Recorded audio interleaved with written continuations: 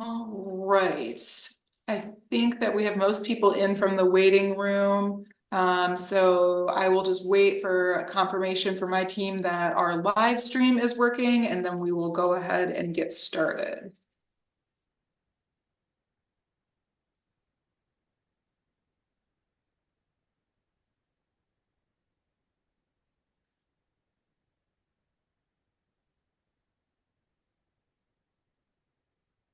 All right, and we are live. So welcome everyone. We are going to go ahead and start this morning's hearing. My name is Mel Barnes. I'm Chief Legal Counsel to Governor Tony Evers. I'm going to introduce my fellow members of the Pardon Advisory Board that are here today.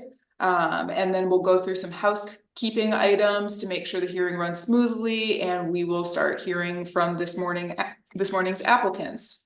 So Pardon Advisory Board members joining us today are Anthony Cooper Sr., who is the Vice President of Strategic Partnerships and Reentry Services for Nehemiah Center for Urban Leadership Development. He received a pardon from Governor Evers in January of 2021. Board member Reverend Jerry Hancock is the director of the Prison Ministry Project. He previously served as a public defender, a deputy district attorney, and an administrator for the Department of Justice's Division of Law Enforcement Services. Pardon Board member Judge Jeffrey Kremers is Attorney General Call's nominee to this board and served as a Milwaukee County Circuit Court judge for 26 years, including serving as chief judge for 7 of those years before retiring in 2018. Board member Reverend John McVicker Sr. is the founding pastor of Christ the King Baptist Church in Milwaukee. He additionally serves as the board chairman for King's Academy Christian School and is an associate chaplain for the Milwaukee County Sheriff's Department. Board member Myrna Warrington is a director of vocational rehabilitation services on the Menominee Indian Reservation. She is a U.S. Army veteran and has been a member of the Menominee Tribal Legislature for over 15 years. All right, those are our board members. A couple of notes before we get started hearing from all of our applicants. Please note that this hearing is being live streamed on Wisconsin Eye and YouTube. We'll ask everyone to mute themselves and keep their video off until it is their turn to be heard by the board. That just makes sure that we can hear everyone clearly and that we can focus on the person who is speaking. If you do run into any IT issues with Zoom, please don't worry. Someone from our team will give you a call and we'll come back to you if we need to in order to make sure that your tech is working and that we can hear you clearly. We will call applicants up in the order that is listed on the agenda and the open meetings notice. And we will take each group in turn based on those timelines, but we will not start the next group early. So once we call you up to present to the board, you will have about 5 minutes to speak with us. We'll ask that you spend the first 3 of those sharing your story and answering the questions that were sent to you in advance. As a reminder, those questions are just providing us with a brief summary of your offense and how your sentence went, a brief summary of what you've done since the completion of your sentence, including any employment or community involvement. And third, a brief statement about why you're seeking a pardon and why you believe the governor should grant you one. Once you've kind of given us that 3-minute overview, the board may or may not ask you questions about your application. Don't read too much into it either way. Sometimes everything is clear based on your written materials. Sometimes there are things that we want to follow up on. And then once we're done asking you questions, you are welcome to sign off and leave the Zoom hearing. You do not need to hang out with us all morning.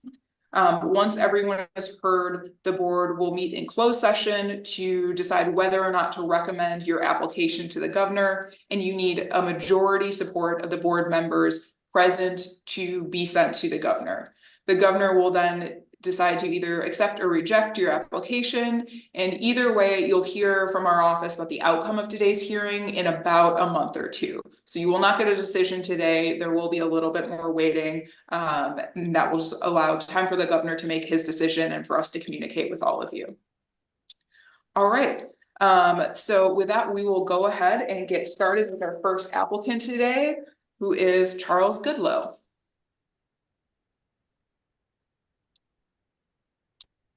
Mr. Goodlow, are you on the Zoom?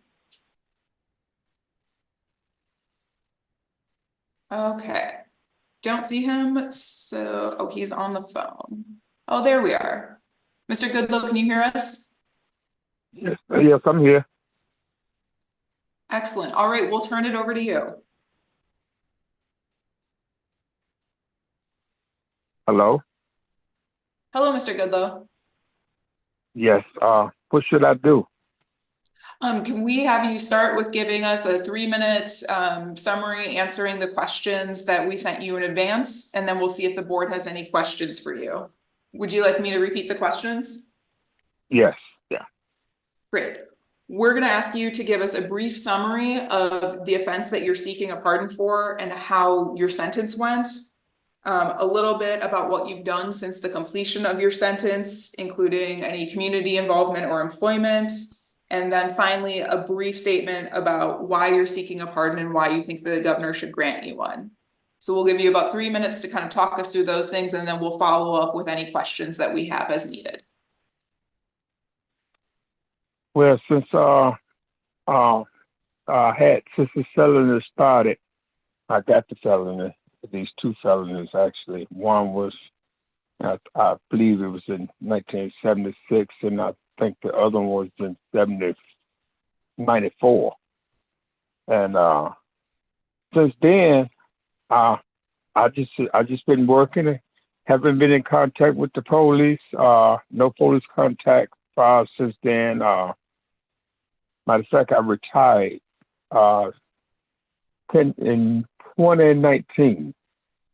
I just retired about 8 years ago from my job, security, at Milwaukee Rescue Mission. And so since then, I just been on retirement, and like I said, I haven't been in encounter with no crimes or nothing like that, involved with nothing. And so basically, I feel that I should get a pardon because it's been since 1976 and 1994.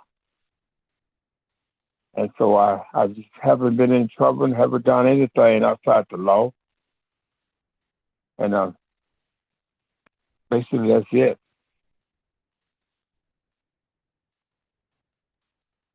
Thank you, Mr. Goodlow. Before I open it up for other questions from the board, I have just one for you. And it is because sometimes the information that we can see online isn't as complete as we might like. So I'm curious, to the best of your knowledge, are you current on paying all of your taxes? Paying my taxes? Yeah. Well, I don't work. I retired, like I said, about 9 years ago. Okay, so as far as you're aware, there's not an outstanding tax warrant or anything like that for you? No. Okay. All right, other questions from board members? Judge Kremers.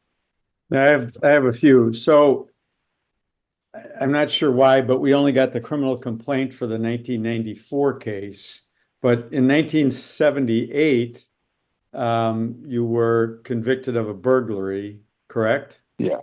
Yes. Mm-hmm. What was going on? What was the story behind the burglary?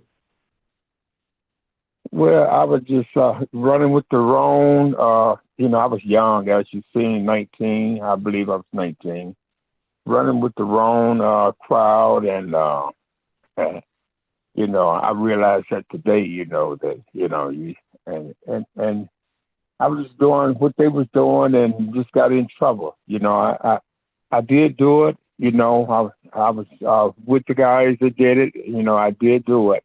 I'm not denying that. But like I said, I was young and was just following the crowd. That was it. Okay, so you were 23 at the time, and then 16 years goes by before your next conviction. That's a pretty long time. That's kind of unusual, to go 16 years without another conviction.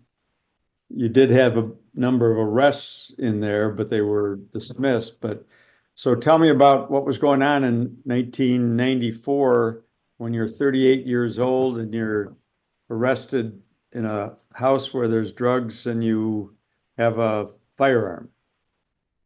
Okay, now that case there, it was my brother. He was selling drugs, and we both worked at the same place. We worked at a place where they did chrome over here on our 31st and local. And so actually he had got me the job, but he was selling drugs, and it was in the wintertime. And so he decided to quit the job because, you know, he was selling drugs and he feared that he didn't need the job. He was making more money. And so my boss, our boss brother, told me, it was a snowstorm that they told me to go get him and bring him back, tell him that he can come back because they liked him, come back to work for them. And so he let me take off that day. I took off to go to tell him that. And when I went there, not knowing that they was finna raid his house. I didn't know that. And when I got there, I went in the house. I wasn't in there no more than about 10 minutes before they raided the house. But you were carrying. But you were carrying. I didn't have a firearm. You know what? My fingerprints weren't even on the gun. They charged me and my brother. He's deceased right now. But they charged both of us with that gun. I didn't even have my fingerprints on the gun. They couldn't even prove that. But they charged me and him with the gun. I didn't even have the gun in my hand at all. You pled guilty to possession of a firearm. No, I didn't plead guilty. They said that I had the gun. They kept saying that I pleaded guilty. I'm not trying to argue with you, but you got convicted of possessing a firearm. I did. Yeah. Because they charged me and him with the gun. Okay. Why'd you plead guilty then? You know, I guess I was up under pressure, you know. Okay. Under pressure, I ain't never been to prison, as you see on my record, never been to prison. Okay. Last question I have is, it's not required, but it is encouraged that applicants submit letters of support. You didn't submit any letters of support. Is there a reason why? Support for what? Support for your pardon request. Well, you know what? This is the first time me ever doing something like this. I guess I didn't understand it. You know. Okay. All right. Thank you. You're welcome. Other questions from board members? Nope, we may have covered it all. All right, Mr. Goodlow, thank you very much for taking the time to be with us here today. As I mentioned, you don't need to hang out on the Zoom. You're welcome to hang up and enjoy the rest of your morning. Thank you again. Thank you. Next, we'll hear from applicant John Kopp. Mr. Kopp, are you on the Zoom with us? There we are. Good morning. Yes. Good morning. We'll turn it over to you. Thank you.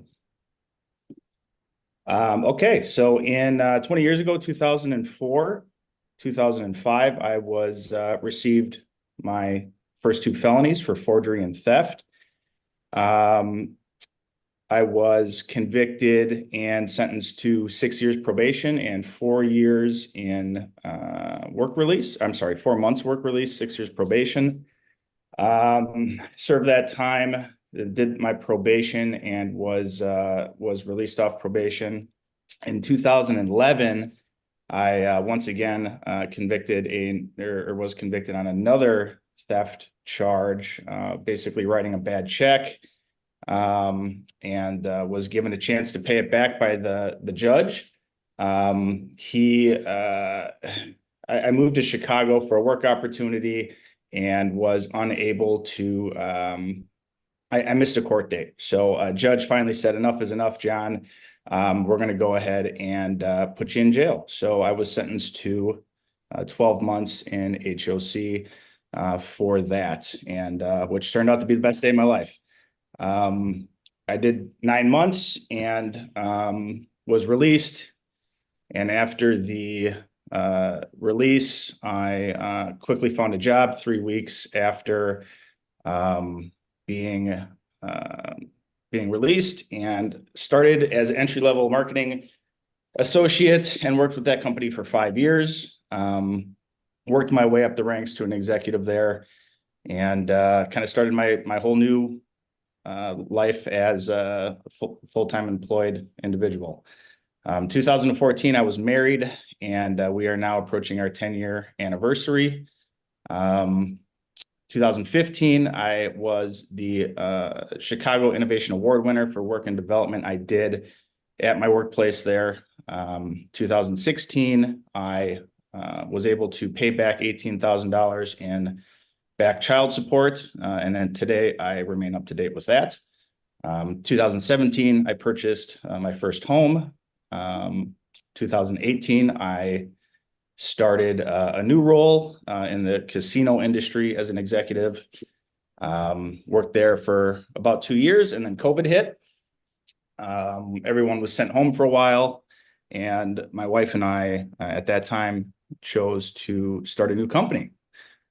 So as once we started our own company, we got into physical security, and today it's kind of been a whirlwind from then till today. So today I now own a total of 4 companies. We've generated about $16 million in revenue. We work with a lot of school districts, police and fire departments, municipalities, enterprise level companies. I've employed over 35 people since then. We expect to have over 50 people after Q1 of this year employed throughout all my companies. We do have a focus on hiring military veterans, first responders. We have 2 Marines on the team, Navy vet and an Army reserves. I've also purchased 3 additional residential properties and 2 commercial properties, and own a property management company. So I've been very busy. Staying busy, working 7 days a week keeps me out of trouble, and it's what I find my joy in. I've been opiate free since my release. I did spend 10 years addicted to painkillers from being in a motorcycle accident around the age of 21. And, being opiate free since my release has allowed me to stay clear and really focus and drive into what is important to me. I have multiple certifications and licenses throughout my physical security company, and I continue to grow and get better every day. My wife and I are local donators to homeless. We are members of the Chamber of Commerce throughout 2 of our businesses, and we are active in local politics with the alderman and mayor of our local city here. I'm seeking a pardon for a few reasons. One, so we operate our business in 20 different states throughout the country. Being in the security business, there's a lot of restrictions, regulations, and licensing that is required. And, due to my record, there are multiple regions that I'm not able to work in because of my record. So, that is one reason why I'm seeking a pardon to allow myself to continue to grow. Regulations are also changing frequently, and some regions and areas that I currently am able to work in, I may not be able to work in as those regulations are changing and becoming more restricted and difficult to get into. But most importantly, I'm seeking a pardon because, my journey since, committing these acts and doing wrong, it's always been important to me to redeem myself and to better myself, and to tell my story. And I want to continue to tell my story. I want to continue to work hard at showing that, people make mistakes, and, with will, drive, dedication, anybody can do anything, and anything is possible. Failure breeds opportunity, and dedication drives success. I came up with that when I was sitting in HOC, and I've been saying it a long time since. It's my motto, and I'm going to continue to work at it. So that's my story, high level, as quick as I can say. Thank you, Mr. Cobb. Just one question from me before I turn it over to other board members. Around the time of your last conviction here, in 2010, there are also some charges in your record, for domestic violence incidents. Can you tell us a little bit about what was going on there and what, if anything, has changed since then? Sure. My girlfriend and I had a child. We had separated temporarily. I had moved out. I had came back to her apartment, which was our apartment at one time, to pick up the keys to my car that she was borrowing. And I had, when she opened the door to give me my keys, I had found that there was another man in there with her. And that was surprising to me. I stuck my foot in the door, raised my voice because I was surprised and angry. And the police were called from neighbors, and I was given a domestic violence charge for that. There was no physical altercation other than my foot being in the door. Okay, and a restraining order was granted against you. Do you remember how long that was for? I believe it was for a year, maybe 2 years. That restraining order was put into place roughly a month or so before I had petitioned and taken her to court for custody of the child. So that was in place. I have not spoke to her since that incident, still to this day. I have not spoke to her. We went through the processes, and I've stayed away since, started a new life. Okay. No other questions for me, but I want to turn it over to other board members, and I see Reverend Hancock has a question. Mr. Cobb, going back to that domestic abuse episode, you share a child. It was with Marissa Rausch, correct? Incorrect, no. The child is with Sarah. Okay. And you've had no contact with her since then?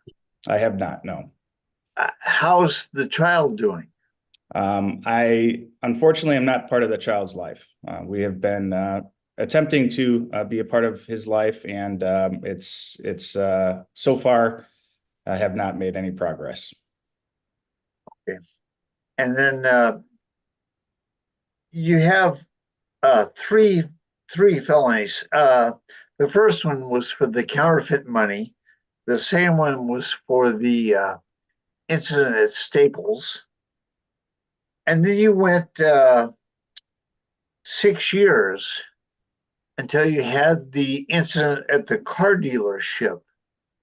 And in your application, you said at the car dealership, you had just bounced a check. It was a lot more complicated than that, though, right? I had written a check to purchase a new car, and the check was not good. Yeah. Well, but let's be clear, the check was not good because you had lied to the bank about money being stolen from you, correct? From yes. Yeah. So it's not, you didn't just bounce a check. You knew the check was no good. Correct. Yes, I did know the check was no good. Okay. So why did you say you just bounced a check? Well, that's what it was. It's bouncing a check. But yes, I knew that the money was not there. It was theft. Yes. All right. That's all. Thank you. Other questions, Judge Kremers? Oh, you're on mute, Judge. Good morning. So you probably heard me in the previous applicant ask this question, but while they're not required, the application does strongly urge that applicants support letters of support. And you've told us about a lot of positive things you've been involved in and awards you've won and businesses and all of that. But yet you didn't send in any letters of support.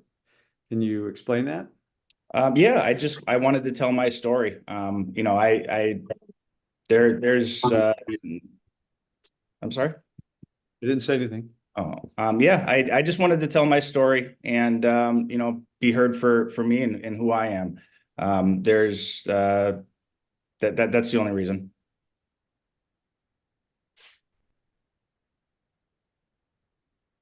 Other questions for Mr. Cobb?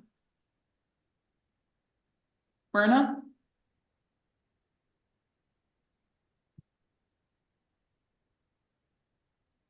You're No, muted. Myrna, we can't hear you.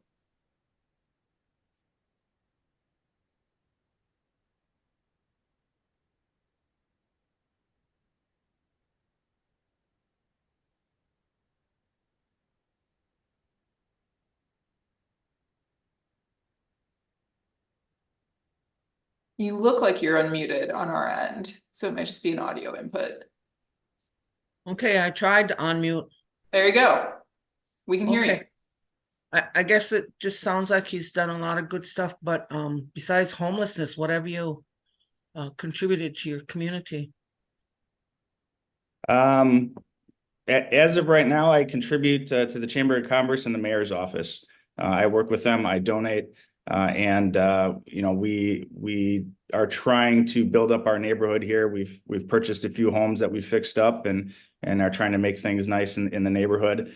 I try to help out where I can, but you know, as far as you know, anything other than donations, there's nothing else other than my contribute and support to the Chamber of Commerce and the mayor's office.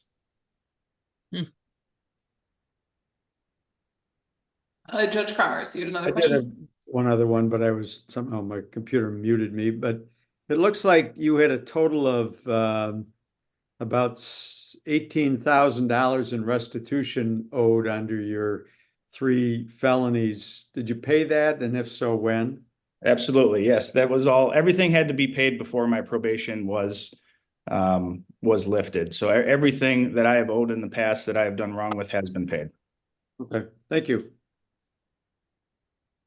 Other questions for Mr. Cobb?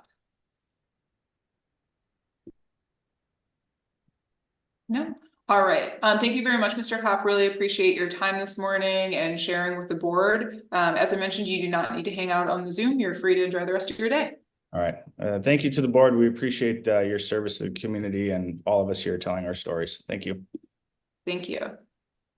Our next applicant is Robert Talley. I believe I saw Mr. Talley in the Zoom. Mel, Hello. I'm sorry. Before we start, can I say something? Yes. Judge Cremers, I apologize. We've been getting some feedback from your microphone, and so I don't. Maybe in between questions, if you could try and mute, that might solve the issue. Thank you. Great. All right. Mr. Talley, let's go ahead and start with you. Hi, good morning. Thank you, board members, for having me this morning and hearing my story. It was 2000. I don't know the exact date, but it was the year was 2000. I was convicted of failure to pay tax on uncontrolled substance. The substance was cocaine. A little bit about that felony. The company that I kept, you know, the friends that I had, you know, it was just a follower, just being a pure follower, young. I believe I was 22, 23. You're not grown until you live life, and I wasn't living life good at that time. I was young. I was with a bunch of the wrong crowd. My father had passed at an early age, so I didn't have any male role model figures. My mom, you know, she was going through her addictions at the time. Seeing her, watching her struggles, the crowd that I with, you know, we all was the same age, so we didn't have no father figures or nothing like that. So we all kind of learned from one another. Some of the friends that I had at the time were into drugs, a fast way of making money, which is not the good way at all. I was in a car with a friend. I got pulled over. I had the drugs in my possession. I was convicted for that crime. I was incarcerated from 2000 to 2003. I successfully did my time. I did my probation. Upon I believe it's being released on my probation, it was really short after I caught another felony. Coming home after my incarceration, coming home, being in the same community, jobs, seeking employment, it wasn't working out. Fell back into the same group of individuals, being another follower again. I fell back into the drug life, and it's obvious that I am not good at that. And I'm thankful to God that I went through the things that I went through. I was incarcerated for that conviction. That was 2004 to 2008. That was possession with intent to deliver cocaine.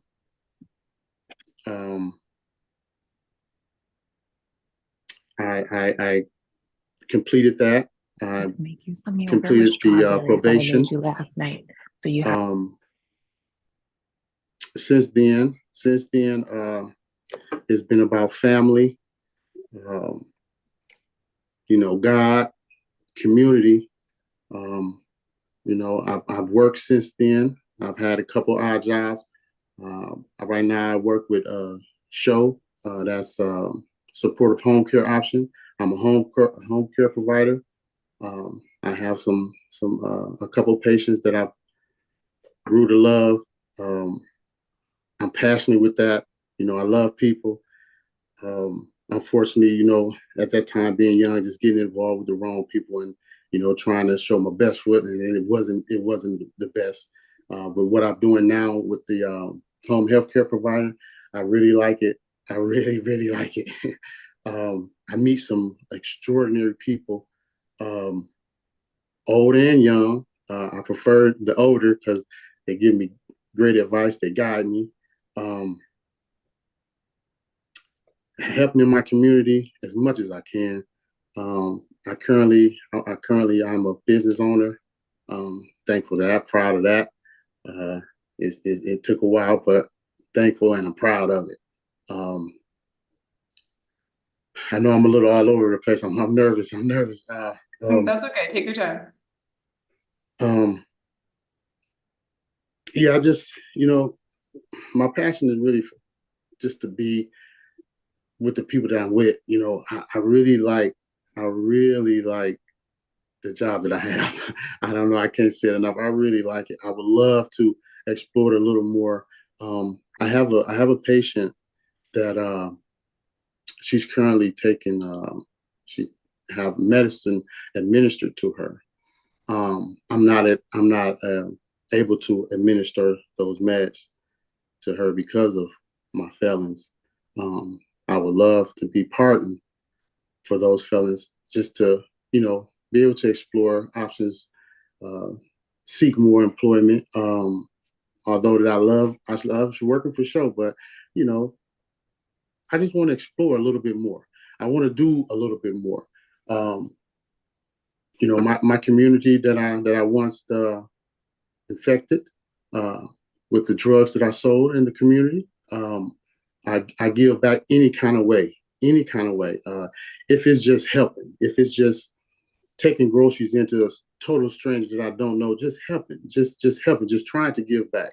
If it's guiding, younger people, that I see that may, from on the outside looking in, going astray or on a wrong path, I just try to give some words of encouragement. I'm not the best person, but I strive to be the best, and I give them what I can give them.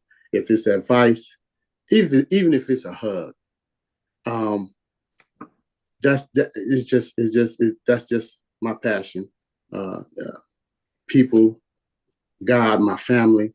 I have 5 kids, 7 grandchildren, and most definitely I have to do the best for them, to show them that there is more to life than what you may see on TV, what you may hear in a song, what you may see someone else is doing.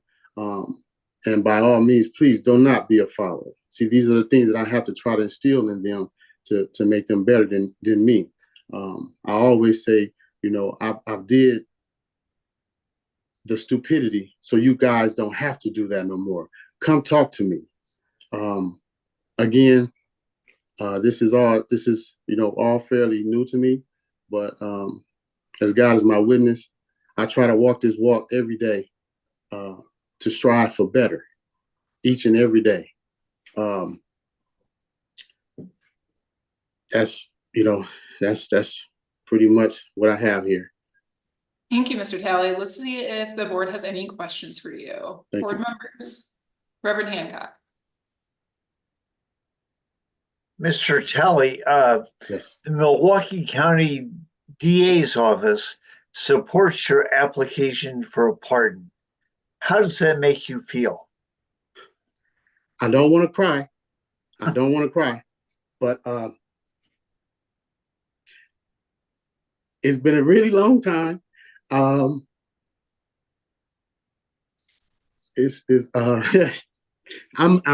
happy. I can't even explain. I had a birthday, and normally I'd be happy for my birthday, and I haven't really been happy for my birthday because this is here, and I haven't slept. I don't know. It's so much. It's just so much, and if I can do a dance, I would do it. I would do it. Thank you, Mr. Talley. Any other questions for Mr. Talley? All right, hearing none. Thank you very much for joining us today, Mr. Talley, and for sharing your story with us. As I mentioned, you don't need to hang out on the Zoom. We hope you enjoy the rest of your morning.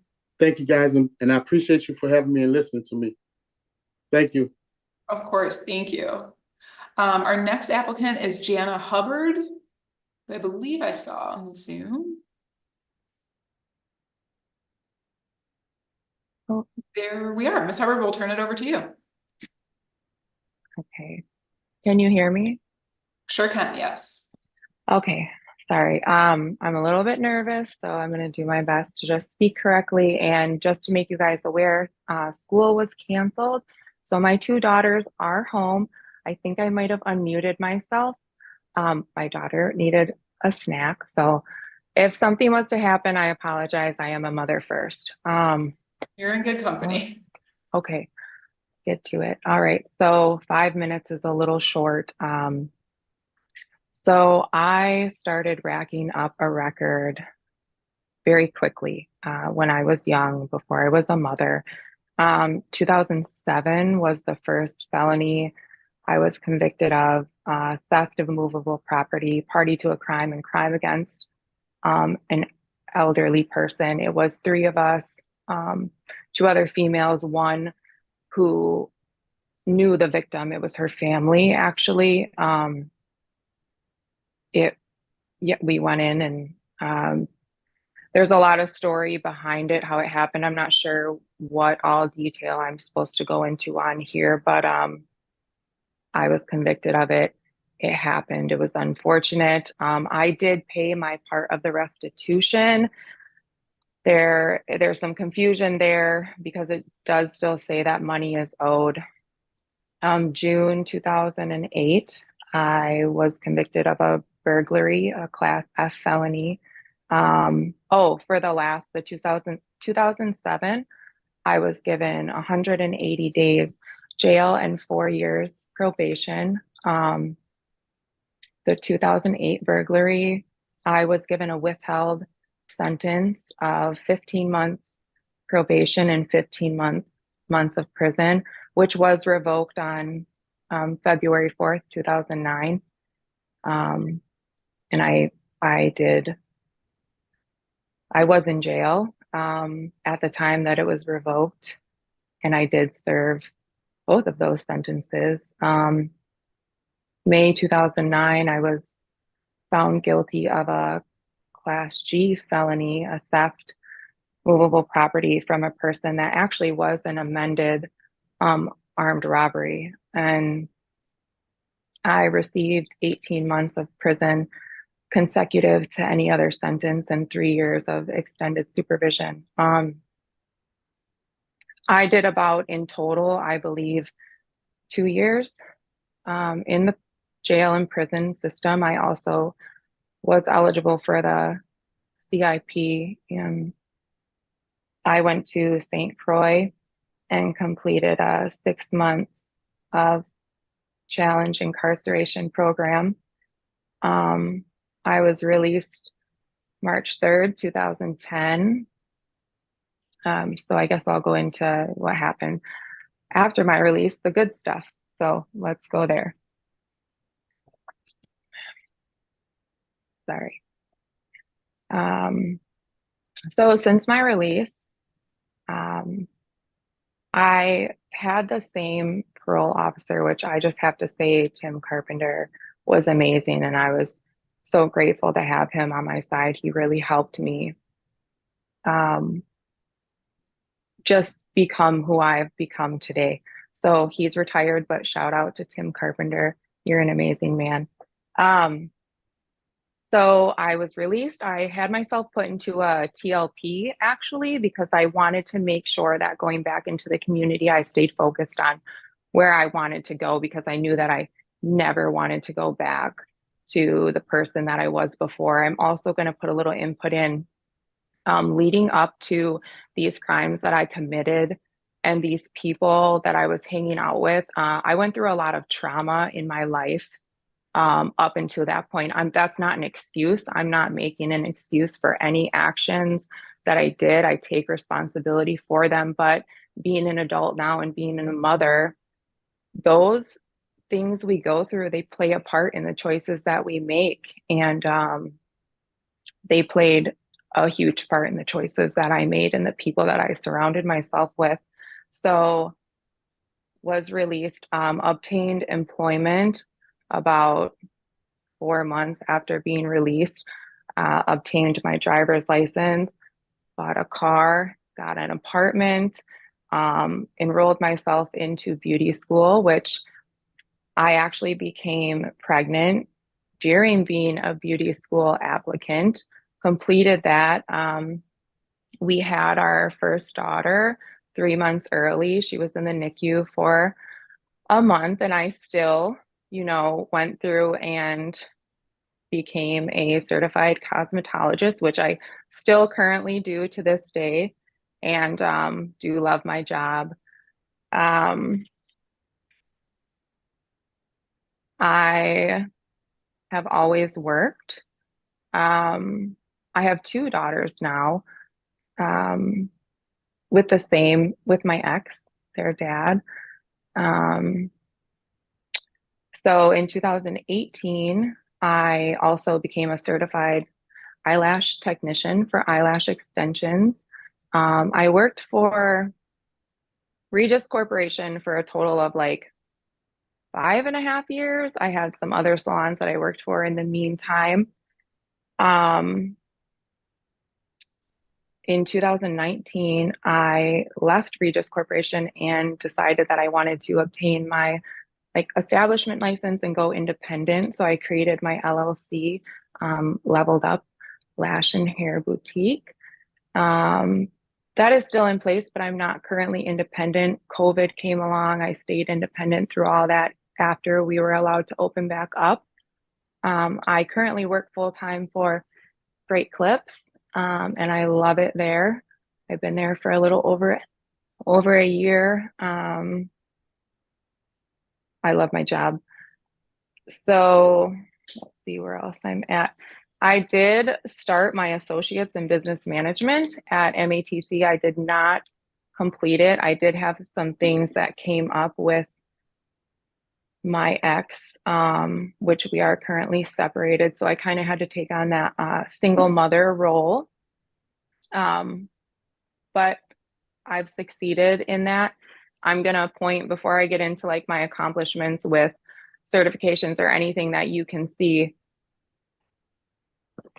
or here, my biggest accomplishment since all this is my daughters. I have 2 daughters. My oldest will be 13 next month. My youngest is 8. They are straight A students.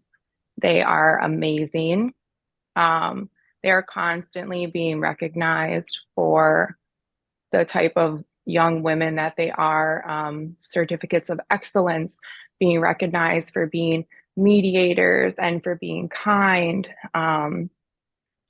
They're involved in gymnastics and volleyball and cheer and orchestra. And my oldest is always, she's getting nominated for orchestra concerts throughout Wisconsin.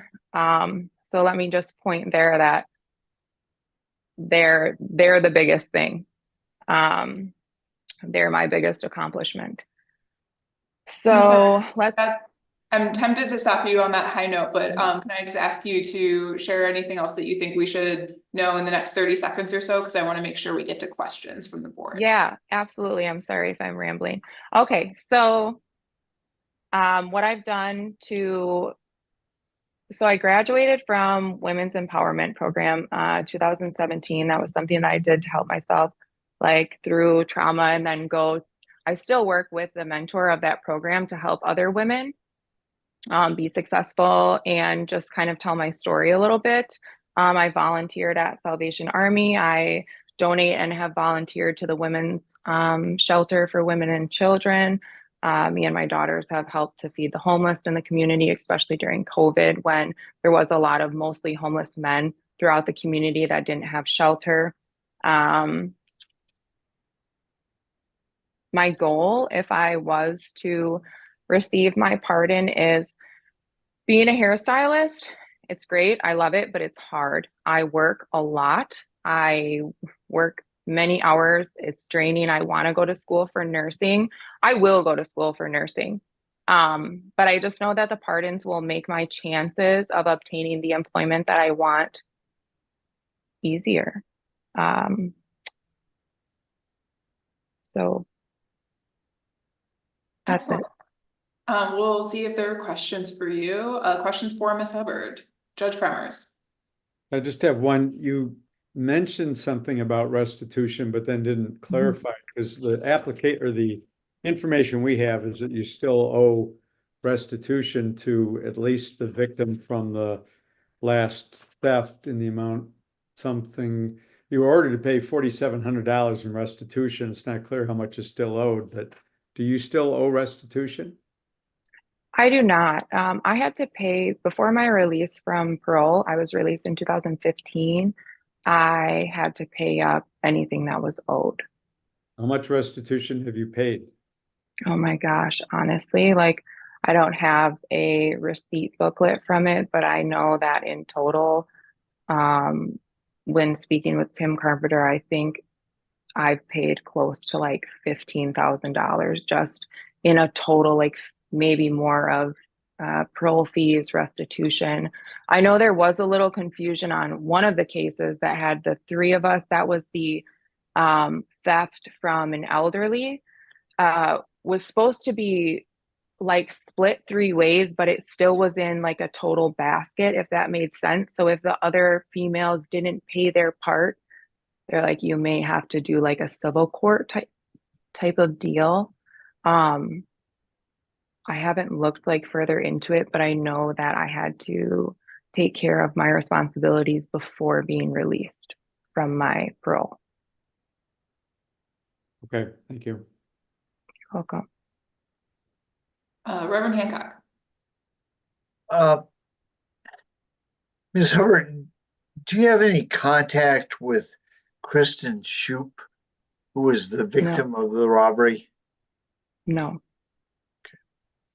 And the victim of the crime where you and the 2 other women went into the elderly woman's home, she supports your application. How does that make you feel?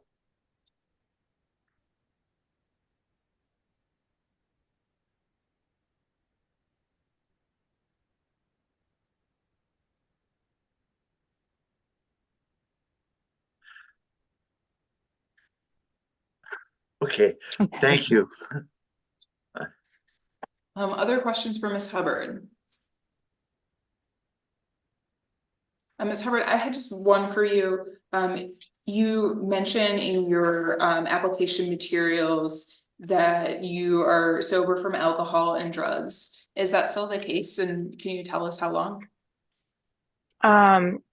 Yeah, so I haven't really ever had like an addiction problem, but I choose not to drink alcohol. It's just a personal preference for my lifestyle and how I live. And I also don't smoke cigarettes or agree with anything of that nature. Okay, great. Other questions for Ms. Hubbard? None? All right. Thank you very much for your time today and appreciate you joining us on the Zoom. We hope you enjoy the rest of your morning. Thanks, guys. I appreciate it. Thank you. All right, our next applicant is George Giles, who I believe I saw on the Zoom. Mel, I'm going to recuse myself on this one. Got it. All right, no Reverend Hancock. Hello? Mr. Giles. There we are. Can you hear Hello? us? Yes, I can hear you. Can you hear me? Sure can. We'll turn it over to you. Okay. How should I move this? I think. How should I move this? Can you hear me? Yep, you're just a little quiet. Okay. Awesome. Yes. I want to greet myself. By the way, which I already said my name already, George Giles. I'm glad that all the team workers gave me this opportunity of getting a partner during the future coming. Sorry, Mr. Giles. Sorry, I'm just going to interrupt you for a second. It is just you're very quiet. Is there a way you could get closer to the speaker? Hold on. I got my headphones on. Can you hear me now? That's a little better, yeah. Okay. Yes. I wanted to make a statement that I appreciate the opportunity that I'm here.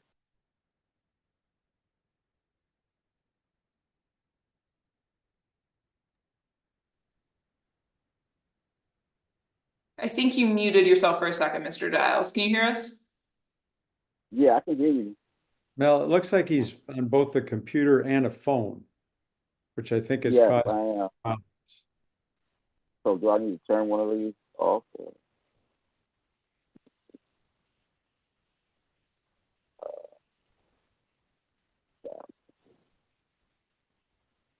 What is dial in? Do I dial? I don't know. Okay, that seems to be working a little better. Okay. Well, I'm glad that I'm here speaking on the behalf of my journey of life, what I did back in my past days. I wanted to start back at my case when I first called the case in 2002, which was a one-count possession of a drug paraphernalia. I paid my restitution on that particular year. This was during when I was staying in Janesville with my mother. And like as years going by, I called another case in 2007. 2007 due to altercation of men. Well, actually, it was an altercation of small claims, which is nothing big. Doing child support, I guess. That was in 2007. So we roll into the year of 2008. Called a charge with a battery, disorderly conduct. Let's see. They dismissed the disorderly conduct, and I was guilty on the battery, and I paid my restitution on that particular year, which is 2008. Let's roll over to the next one. That's when 2010, my case with my daughter when she was born in 2010. I was in the case of that, paying child support, etc. And as years going by from 2010 and 2011, with the spouse who I was dating at the time, her name was Tiffany Benson. This was around June 3rd, 2011. Me and her had an altercation. I can't remember totally what I had done on that night, but I knew it was speaking done on my behalf, and I should have knew better that I went to her residence without her permission. We had a little argument on that particular year. She told me to get out. I knocked the cigarette out of her hand. What else? I really didn't do too much. I wasn't really following no rules that she was saying, telling me to get out. I should have known about, leaving her resident at that particular time. I wasn't thinking. But I did pay my restitution on that particular year.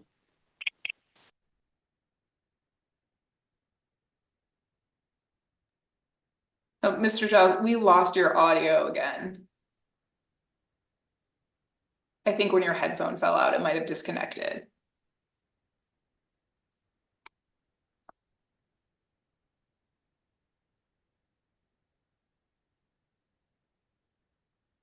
Can't hear you.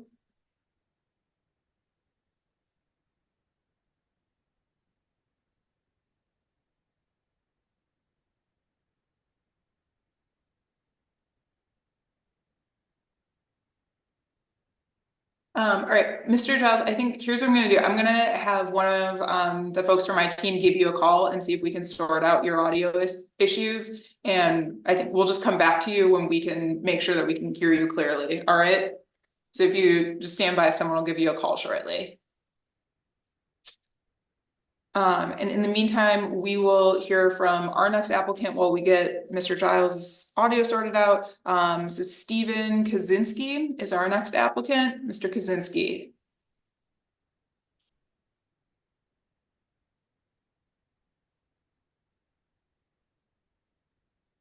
Mr. Kazinski, can you hear me?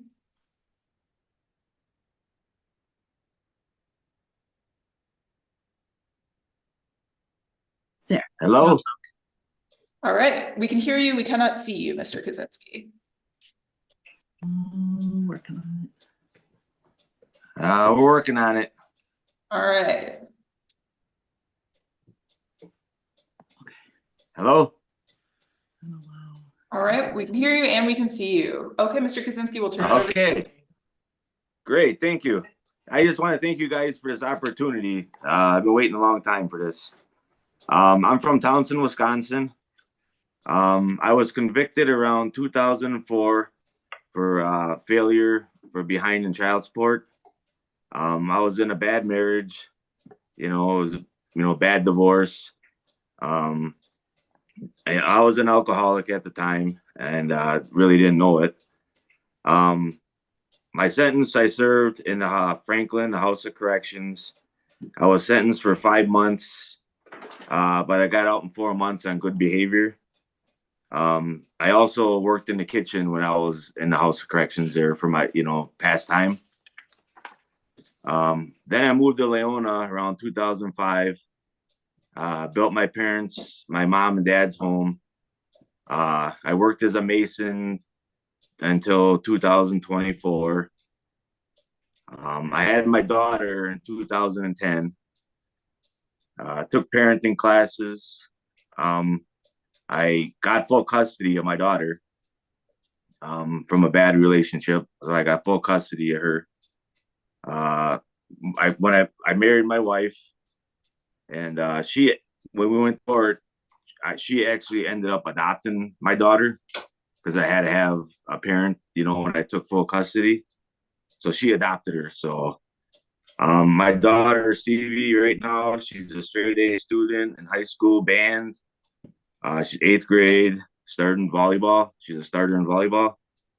I like to teach her to never quit or give up and do your best, I took a AODA class and got certified and completed for that. And I'm going on 10 years sobriety right now. Started my own business doing construction. Doing great in my business. Able to support my family. My dad passed away about 4 years ago. He asked me before he passed, take care of my mother. So I'm doing that right now. A lot of my work, my business is through word of mouth. And I kind of, I do construction. So a lot of my business is through word of mouth, and they kind of be embarrassed if a homeowner found out I was a felon, loss of a job or something, Another thing, I would love to be able to vote again. I haven't been able to vote for years. I would like to be able to walk in the small town hall we got here in Townsend with my head held high, and vote, and get off the list. Hunting was always a big tradition in my family, and I always look forward to that 1 year of rifle season with my family, friends, and just to get out in nature in the woods, my nephews and daughter, I want to take my youngest daughter her first hunter safety class, to teach her the way I was brought up. And my daughter, she also wants to join a trap shooting league through school. So I'd love to be able to take her there, and help her complete her class, Another thing, I would love to take my family to Canada or Alaska. It's always been a dream of mine. Before this happened, even, my wife and daughter love to travel and go places, and I really can't. And I'd love to, but I can't get a passport. So I've never been in trouble with the law since my conviction. I paid all my child support, and that's to my ex-wife, and I haven't had no run-ins with the law ever since. I have 6 children, a son-in-law, a daughter-in-law, 3 grandbabies, 2 dogs, and a cat. I have a good life with my wife and kids. I feel like I've grown so much since this felony is the last part of my life that I would love to change. I was in a bad relationship and got in, with the wrong people back then, and just didn't pay my bill or whatever. I was young, didn't think too much of myself at the time. I help out our neighbors whenever they need it. I volunteer at the Townsend Ballpark doing some carpentry and roofing work for them. And I support my local vets donating to their functions every year. I joined St. John's Church and watch my daughter choose to get baptized there. Plus, I go to all her school functions. We are a happy family, and I love them, and I like the huge weight to be lifted. And hold on a sec, be lifted off me, and have this felony hanging over me. Thank you guys for listening, for your time. If you guys got any questions, I'd love to answer them. Thank you, Mr. Kazinski. I'm going to turn it over to Judge Cremers for a question in just a second, but before we do, I just want to address one point. You discussed voting a little bit, and I want to encourage you to look into the specific requirements in Wisconsin, because in general, if you are no longer on probation or parole, you are eligible to vote in this state. So regardless of the outcome of today's hearing, I would just encourage you to look into those requirements and talk to your local clerk. But that aside, I want to make sure that we get to questions. So Judge Cremers, okay. Thank you. One of my points, just because you're a convicted felon doesn't mean you can't vote. Oh, I was told different. Yeah, well, they're wrong. So thank you. I want to talk about this child support. So in this bad marriage, as you described it, you had how many kids? I had 2. 2. And they're the ones that you were convicted for not supporting, right? Yes. It was failure to support through 120 days or something. Yes. Right. When did you pay off all of the restitution for the unpaid child support? Probably 6 years ago, I believe it was. So 2018. I think, yeah, so, or 16 maybe. Right. And how old are those kids? They are 23 and 21. Okay. And why did you stop paying support back in 2006? I had a drinking problem and lack of work.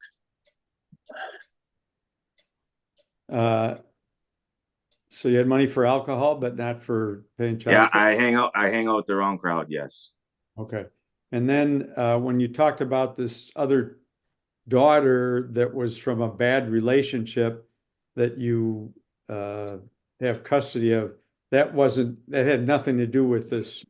No, this is my previous daughter. Oh, older than the 20 and 23-year-old? No. My daughter here she's 13 years old. Okay. All right. I think that's all I have. Thank you. Thank you. Reverend Hancock. Ms. Kazinski, what is your relationship with your son and daughter from your first marriage? I don't get to talk to them very much. It was a bad marriage. She kind of smeared them off, you know what I mean, kind of a little bit, and I don't know what happened with the relationships. Okay.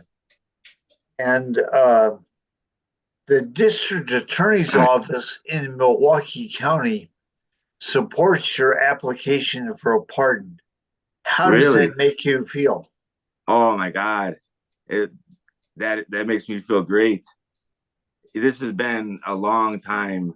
I mean, my nephew is going to jump up and tackle me. I guarantee it. Okay. Thank you. Thank you, guys. Thank you, guys. Any other questions for Mr. Kazinski? All right, Mr. Kazinski, as you've probably heard me tell other participants, you don't need to hang out on the Zoom. You can expect to hear from the office in the next month or two about the outcome of today's hearing. And thank you very much for taking the time to share your story with the board today. Thank you very much for your guys' time. Thank you. All right, and I am just checking, Mr. Giles, I see you. I see you and I can hear you. Just do one more test of your audio, please. Oh, now we can't hear you.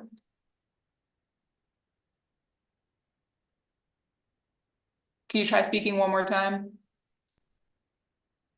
No, unfortunately we can't. I'm sorry, Mr. Giles. Sometimes we just have Zoom issues. So I'm gonna ask my team to keep working on that with you. And we will get it sorted out. Judge Kremers?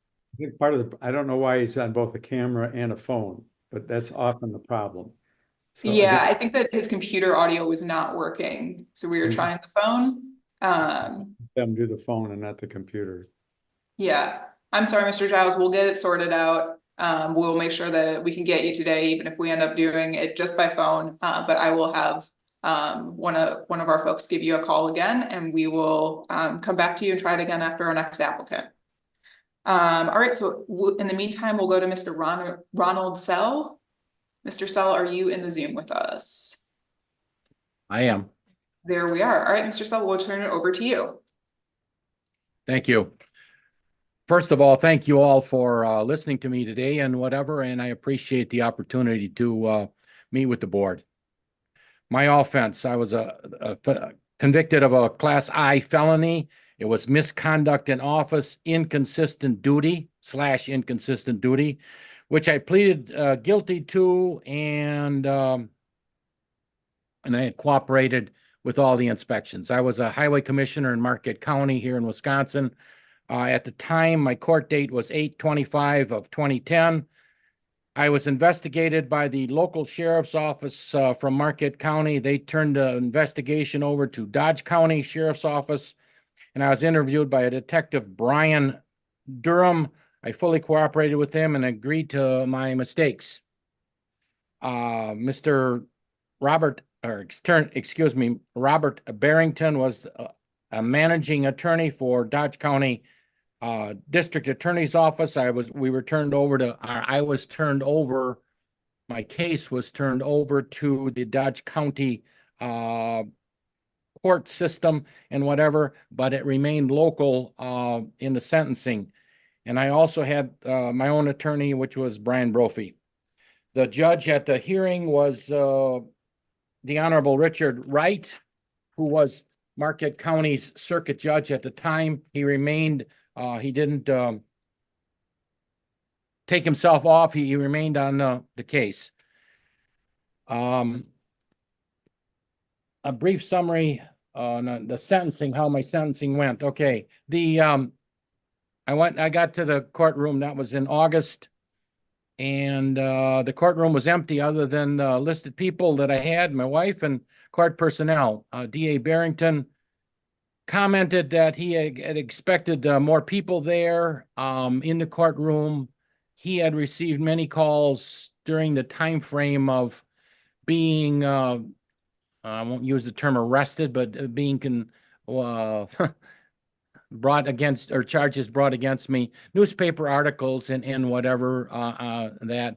Mainly I was kind of ostracized because we as commissioners that joined each other were working very hard at the time to save costs, put things together, combine duties, combine various things, and some people within my department didn't like those opportunities. When we got into the court room, Judge Wright advised the DA from DA Barrington that I was to receive no jail time and no probation. Judge Wright sentenced me to 1 felony count, which I had pleaded guilty to, and restitution plus court costs for the use of the tractor that I used, unauthorized, used the tractor on my own farm. It was on my mother-in-law's property, but my own farm. I paid $16,500, which I paid $500 a month after I put together, had to give the court system my personal worth or whatever it's called. And I paid $500 a month for approximately 1 year. I paid that. And then I lump summed payment off the remainder of it. I sold some livestock and paid it off. So my full restitution was I had no probation and I had no jail time due to the crime. What have I done since? I've continued to farm. I farm on a small scale. I have some beef cows and various things. For approximately 8 years, it's going to be 9 years in April, I've been employed part-time as a butcher in our local grocery store, approximately 30 hours a week. I've worked with the Montello Town Board, who I am a citizen in the Montello Town Board. We worked on a failed bridge project to secure funding from the federal, state, local, and railroad entities for the bridge replacement. We wrote letters, we did various things. I attended re-attended county board meetings. I had always attended them in my position, but I attended county board meetings as a citizen, not a member of the town board, requesting funding, doing various things, and had a good response, I guess, and I know most of the people. We've still continued to work on the board. I've served the town board and the project, hopefully, through, like I said, various funding organizations, the railroad being part of it. We've worked with that. We contacted people all the way up, we meaning myself, as well as town board, writing separate letters. We've contacted people for funding from as far up as our U.S. senators and all the way down to the local highway committee within Marquette County.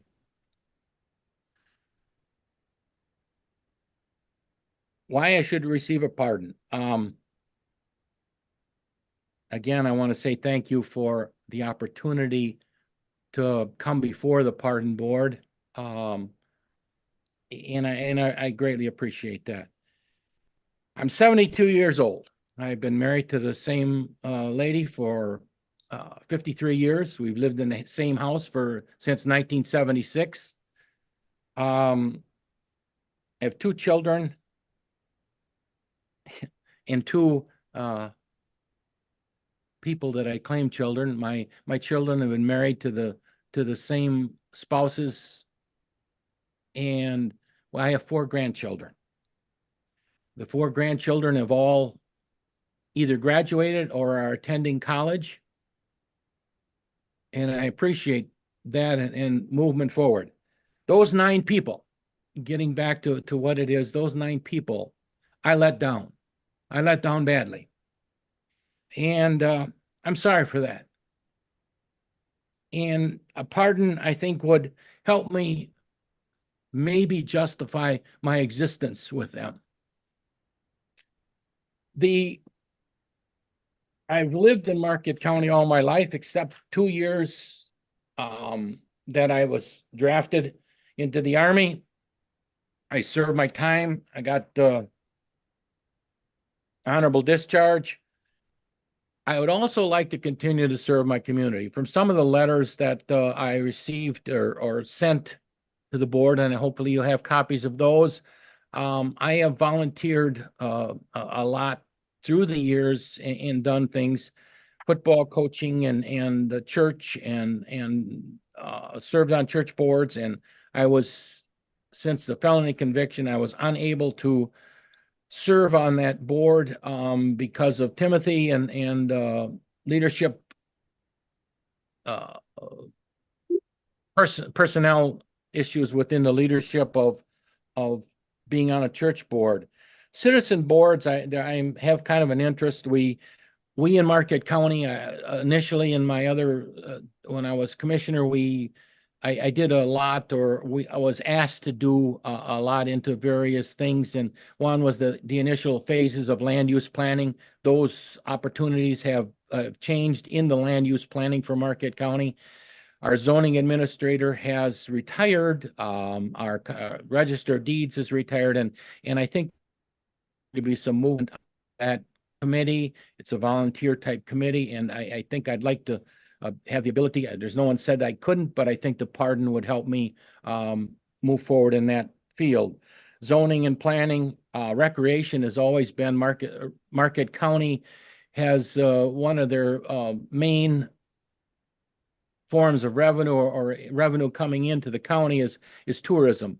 And again, in the past, we worked a lot with bike trails in Marquette County, and I kind of got an interest to it. We created bike trails, we laid them out, and they've kind of gone downhill a little bit in whatever. Mr. Cell, yes. Mr. Cell, I don't want to cut you off, but I want to make sure that we get questions from the board answered. So if you don't mind, I'm going to open it up for questions. Done.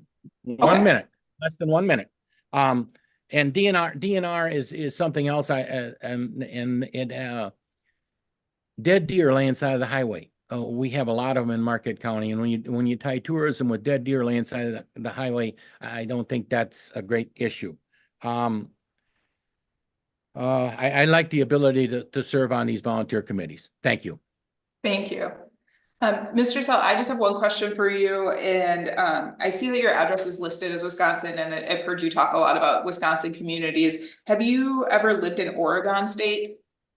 No, I have not. I've always been a resident of the state of Wisconsin. Okay. And have you ever been charged with a crime in Oregon State? No, I have not. Okay. Other board members, questions for Mr. Cell? Seeing none. All right. Thank you very much, Mr. Cell. Appreciate your time and your conversation with the board today, and hope you enjoy the rest of your morning. I appreciate the opportunity. Thank you. Thank you. All right. We are still working on figuring things out with Mr. Giles by phone, it looks like. So we will proceed to Mr. Hintz, Stephen Hintz.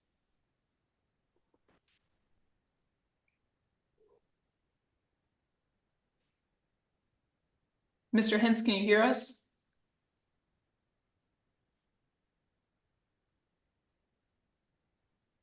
All right, Mr. Hintz, I see your box on the Zoom, but we cannot hear you.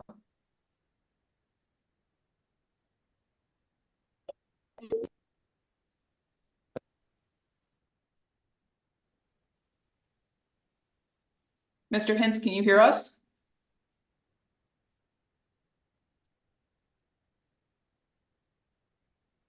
Okay. Looks like we are also having some issues with Mr. Hintz and technology, so we will come back to you as well. Let's try Mr. Jay Schulist, who I do believe I saw. Hello. Good morning. All right, we will turn it over to you.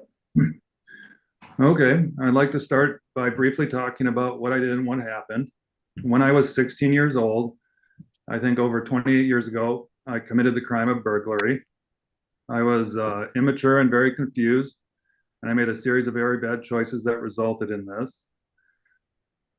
I was unable to deal with the problems that were in my life because of a long and vicious divorce that had broken up my family. And then I was desperate and alone, and I had no other friends or family to turn to for help. Now, I tried to escape the trauma and the pain of my home life, first through the use of alcohol and drugs, which was very destructive, then later by the childish act of running away from home. I left with only the clothes on my back and no plan of where to go. It was winter, and I couldn't go back. I knew nothing of life and was completely unable to handle the situation I put myself in.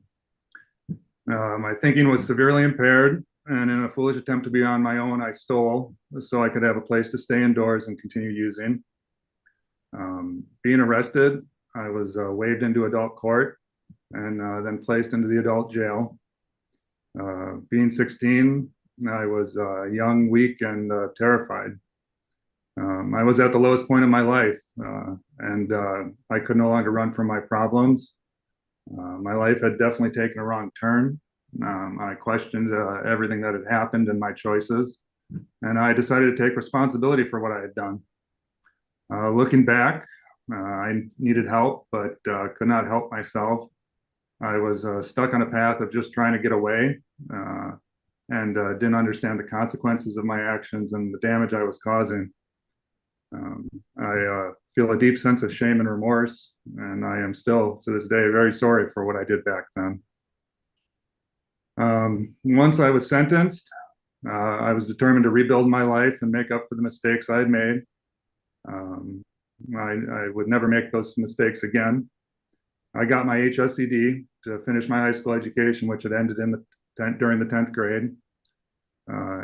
Despite being 16, I took computer programming courses at the local technical college and taught myself advanced computer programming.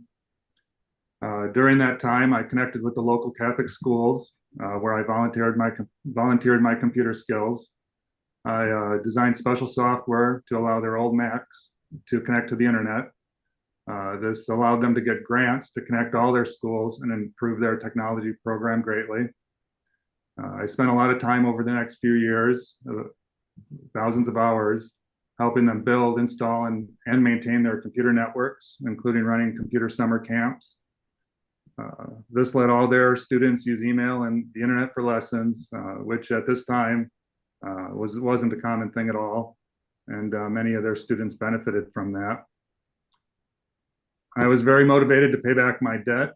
I had held down different jobs for multiple years at a time, doing golf course maintenance and then as a computer room technician. During this time, I also did contract programming for various companies that needed Linux software. As a result of my work I was doing, I was able to pay off all my restitution faster than expected, including the debts that were assigned to others. Because of the progress I made in securing a job as a software engineer, I was able to finish my sentence and probation early. After completing my sentence, I've since worked as a software engineer and advanced to senior software engineer, then to a software architect with multiple companies, and one I was at for over 10 years. During that time, I supported my younger brother so he could go to the Academy of Art College in San Francisco while I worked. Then a few years later, while still working, I went to college myself and completed my bachelor's degree in electrical and computer engineering from Cornell University. I've been married for over 14 years and have a family with 2 kids, ages 7 and 10, who are the focus and joy of my life. My family's stability and happiness is the most important thing to me. I don't ever want my kids to go through what I had to go through as a child. A pardon will help me in a number of ways. Since I got in trouble at such a young age, the felony record has existed for my entire adult life. This has really hurt my chances in life. I'm no longer that 16-year-old. I've worked my hardest to make up for my mistake, and through the last 28 years to live a good, honest life. be successful, and raise my own family. A pardon would put that part of my childhood firmly in the past and allow me to be on equal standing with other adults. During my software career, I've had to miss opportunities for advancement, such as installing software and hardware I helped create for use by the Department of Defense. I was also reluctant to apply for new positions because of background checks. I'd also like to participate more significantly with the clubs and activities of my kids, which many require background checks to do so in more significant roles. Finally, I've had to deal with a series of major health problems that resulted in me being disabled. My health has recently stabilized, so I'm trying to now reestablish my career. A pardon would remove the limits the felony record imposes, making more positions available that can accommodate my physical limitations. Ultimately, a pardon would allow me to improve my life and that of my family. Thank you for listening. Thank you, Mr. Pulis. Appreciate it. A question for me that you might have heard me ask another applicant, and it relates to taxes, where we sometimes have incomplete information and it can be hard to line things up. To your knowledge, are you current on all of your tax payments? Yes, for sure. Okay, thank you. Other questions from board members? Reverend Hancock. Mr. Schultz, the DA's office in Portage County supports your application, and the judge who remembered your case wrote a very strong letter in support of your application. How does that make you feel? Well, I was surprised that the judge that dealt with my case so long ago was the one that actually was able to see my material. I was very happy to that he could see the positive outcomes that came from him taking a chance and giving me another chance. It really, I was happy about that. Great, thank you. Thank you. Other questions? All right, seeing none, thank you very much, Mr. Schultz. Appreciate your time and you sharing your story with the board today. Enjoy the rest of your morning. Thank you for the opportunity and your consideration. Thank you. And I believe that we have Mr. Giles back and issues sorted out. Mr. Giles, do you want to give it another try?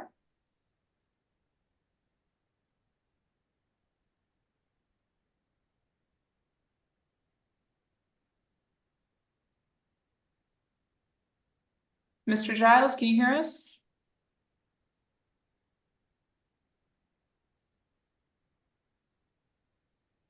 One second. I am going to try asking you to unmute. See if we could jumpstart this on our end.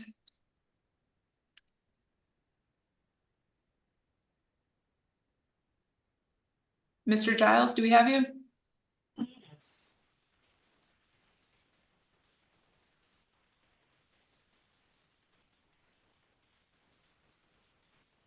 All right, Mr. Giles, if we can't hear you right now, we will come back to you one more time, but I think you're one of these iPhones.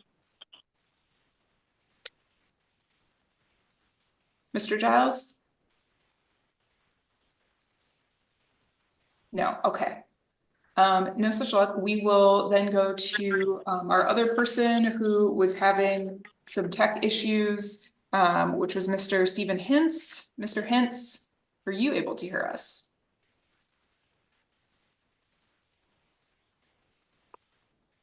Hello? Hello, Mr. Hintz? Yeah, I don't have, so I'm on my phone now. I was on the computer and I couldn't get the video to work. Okay, that works. We can do phone only. We can hear you now. Okay, you want the video? I'm trying to log back in, but it says, it just says that you. That's okay. Let's just go with phone. We can hear you loud and clear. So that sounds great. Okay. Okay. So in 1996, I was 17 years old. I was junior in high school. I just turned 17. I was charged with party to a crime, theft from person. That day, me and my cousin are driving around. I was driving. We had talked about money issues, conversation. He had said, hey, he had brought up the idea of stealing money from someone. We were going past Century Foods on 27th Street. I was like, okay, well, here's a spot. We talked about that he would do it, and I was basically the getaway driver. I dropped him off. I went around the block, and that's where he was supposed to meet me. After about 10 minutes, seemed like 10 minutes, it might have been probably a lot shorter. Nerves got to me. I knew what we were doing was wrong. I went to go pick him up, and it already happened because I pulled in the parking lot and people were yelling and screaming. So I went to the spot to pick him up, and we drove away. I was charged with 18-month state sentence, and then I had 60 days in the House of Correction with work release. I paid my restitution on time, or when I was on probation. I completed 3 years of probation.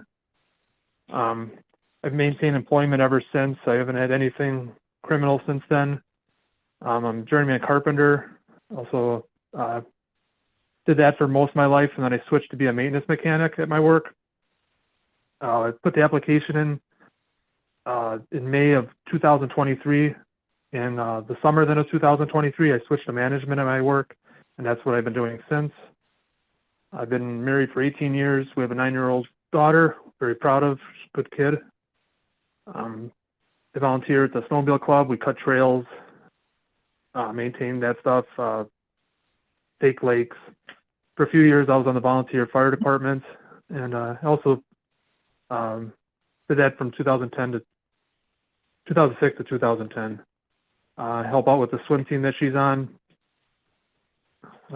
There's several reasons why I like to be able to get a pardon. It's my wife, she's an accountant. She also took her mortgage loan officer license. We've also recently been buying real estate, and it's really a big interest. I would like to do that part-time to be a mortgage loan officer. I can't have a felon. I'd like to be able to volunteer at my daughter's school and go on field trips. Right now, I can't pass a background check for it. I'd like to be able to travel, to go to Canada. In 2007, I took my elderly neighbor on a fishing trip. I didn't even know that it was an issue of being a felon and entering there, and I was denied entry. Pretty humbling. Ultimately, down the road, our goal is to buy a resort up north with a restaurant. That would probably require having a liquor license to have a restaurant, and a pardon will help me with that. This happened over 27 years ago, and this is not who I am. And the chance to have a pardon would really be the ultimate of forgiveness. Thank you, Mr. Hintz. Appreciate that. Any questions from the board for Mr. Hintz? Reverend Hancock.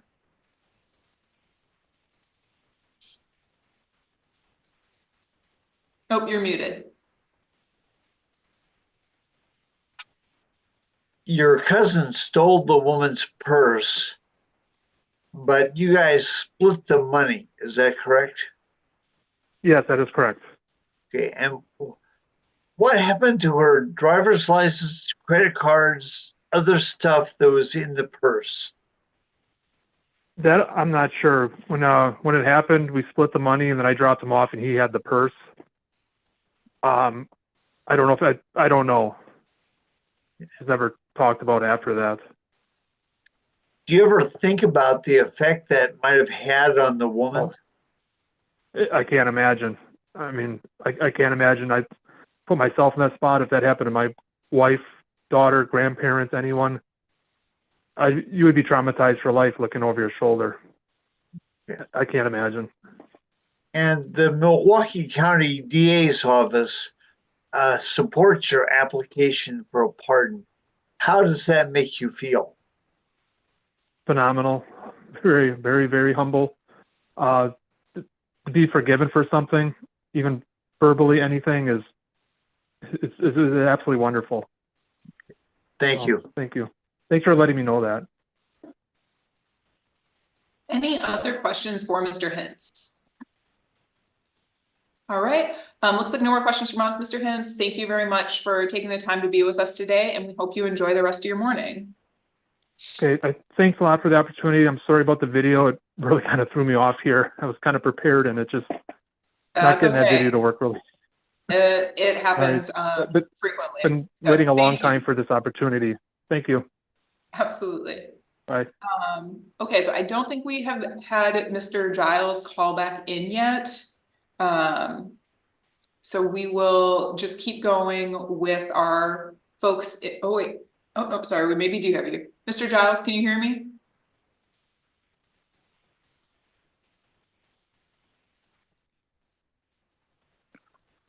Hello? Mr. Giles?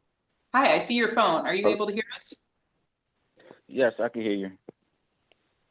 Okay, great. I'm glad that we were able to get audio working at least, and we were able to see you on video before. So while we won't be able to see you or talking now, we were able to briefly. So I think Yes, I'm sorry about that. that is okay. Zoom can be the worst. So we'll have you basically start from the top, but if you can just quickly in about 3 minutes tell us about the two felonies from 2011 that you're seeking a pardon for, and what you have done since, and then we'll see if board members have any questions for you. Okay, yes. Yes, in 2011, June 3rd, 2011, I was, me and my ex girlfriend at the time, her name was Tiffany Benton, due to the call before the frequency of the Zoom room live when completely distracted. At that particular time, on that particular year, me and her had some altercation. Like I said, I was young at the time. I was kind of like foolish at the time. Wasn't listening when I went to her resident, when she told me not to come to her resident, but I still ended up going to her resident. And like I said, we was off and on dating too. I wanted to make that clear too. We were still off and on dating, but yeah, I was kind of like, wasn't listening. I went to her resident, knocked on the door over 20 times, and when she did open the door, I kind of like made my way in her house. I kind of like pushed her, but never hit. I don't ever hit women. So I just pushed her and kind of like, I think if I slightly remember, I think I smacked the cigarette out of her hand, whatever, etc. At that time, I did my time. I paid my dues. I paid my charges or whatever, etc. On that particular year. In 2000, but on that same year in 2011, around July 26th of 2011, I caught my first felony. This was when I was on the west side of Madison, Dane County, on the west side over there by Hammersley or Betty's Lane, I can't remember. That I, two boys. I was dating another female at the time. That they was no longer with Tiffany at that time, but I was still kind of like seeing her at the time. But I was dating another female name. Her name was Keisha, and I was dating her and her stepson. Well, we was on the corner of Betty's Lane, and the guys were just hanging out. The police came everywhere. It happened so fast. All police came everywhere, and they stopped these two boys. And I went across the street, not even thinking that I had an open bottle of beer in my hand, and that's what caused them to start searching me. And when they searched me, they found some weed, etc., some pills. And the little boy, I guess one of the little boy officers was kind of like scaring one of the little boys and told him that I sold some weed to him, which I never did. But due to the little boy was kind of like scared, he just said, "Yeah, I did sold him some weed," which I know for a fact. I don't, at the time, I don't do such a thing. But I did my restitution on that. I paid my restitution on that. I did my time on that particular year, and let's see. So at that time, I called a felony. They charged me with TAC. But they dropped the other two charges, so that's where they kept me with one charge, which is Class I at the time, and that's where I'm remaining, still having my background due to the cause right now. That's why I'm speaking.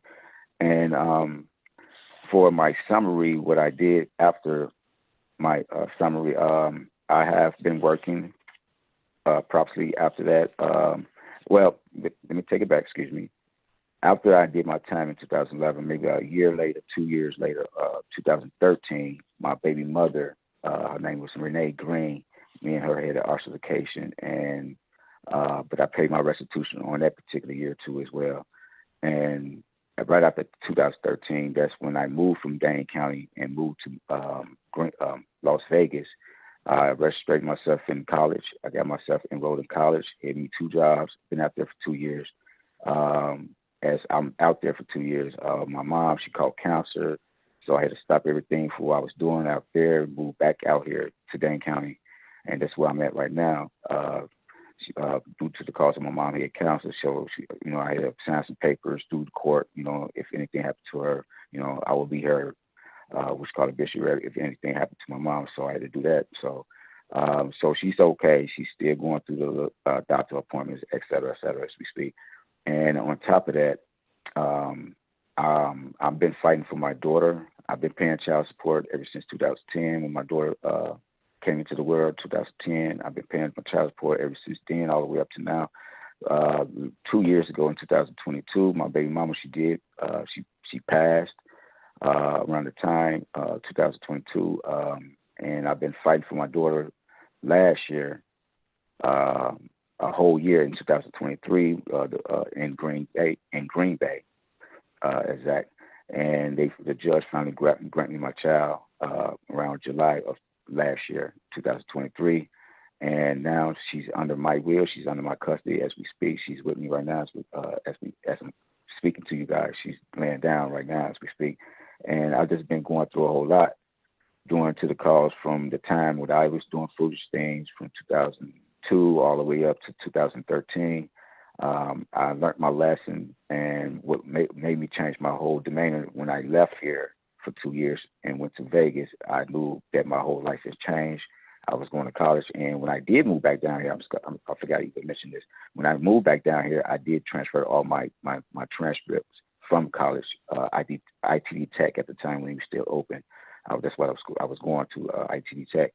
And I transferred all my papers down from down there to down here, and I was still going to school, which is ITD Tech at the time. In 2016, between 2016 and 17, but they closed down between the year of 2016 or 17, leading on to 2016. I had one more semester left, and I never went back and finished, but sometime during the future, I will go back and complete that, or I might have to do the course over. Right now, I'm just, for my community, what I have been doing as like community, whatever. I've been volunteer. I was like in a halfway house, which is Chris Farty. I don't know if you guys heard about that. Heard about Chris Farty halfway house, located over here on the south side. I was doing volunteer work with the community as I'm still was under Chris Farty house.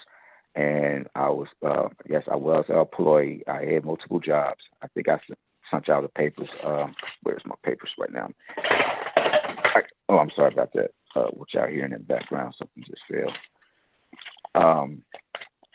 During the years that I have been working, I am still currently working. I'm working for Chubbers as we speak, but I really wanted to give me a good job, and the reason why I'm seeking for a partner in order to change my whole ability. Well, I have been changed ever since during the times where I have did wrong from the past, and I know I did my punishment.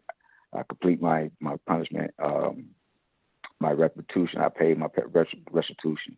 And when I'm seeking for a partner to give me a better job in the future, I do have my daughter with me that I have to raise, and to fit back into the society, back to the youth of being, to be around good people, and because I don't, every time I've been signing, fill out applications, I always get turned out just because of my background that I have a felony on my background. So that's the reason why I'm seeking for a partner. And yeah, that's about it. Thank you, Mr. Giles. I just want to see if board members have any questions for you. Does anyone have any questions for Mr. Giles? Okay, it looks like none. I think you've answered them all then. So thank you very much, Mr. Giles. Appreciate your patience as we got the tech working today. And thanks for taking the time to be with us. Yep, no problem. Thank you. Thank you. Yeah, have a blessed one. You as well.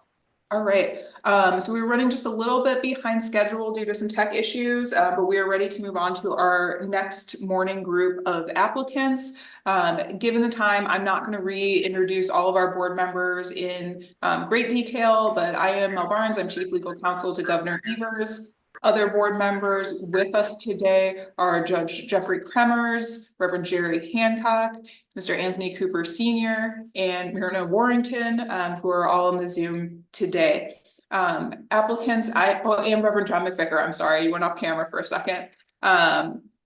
Applicants, I am going to ask you to mute yourself and turn off your video until it is your turn to be heard by the board. That just allows us to focus on the person who is talking and presenting. As a reminder, this hearing is being live streamed on YouTube and Wisconsin Eye. And we will go through folks in the order listed on the agenda. If you have tech issues, we will work on sorting them out and come back to you as needed. So once we call your name, we'll just ask you to spend about 3 minutes, and please do try to keep it to 3 minutes, speaking to the questions that we sent you in advance of the hearing. So that's providing us with a brief summary of the offenses you're seeking a pardon for and how your sentence went, a brief summary of what you've done since then, community involvement, employment, things like that. And then finally, a brief statement of why you're seeking a pardon and why you think you should be granted one today. After you spend about 3 minutes walking us through that, we'll use the remaining 2 minutes kind of ish to have board members ask you any questions that they have. Please don't read too much into it if people have questions or don't. Sometimes everything is just covered. And then we will go ahead and move into closed session after that to discuss your applications, and you can expect to hear about the outcome of today's hearing in about a month or two. So let's go ahead and get started. Our first one is, our first applicant is Miss Jennifer Martinez. Ms. Martinez, I believe I saw you in the Zoom. There we go. We'll turn it over to you.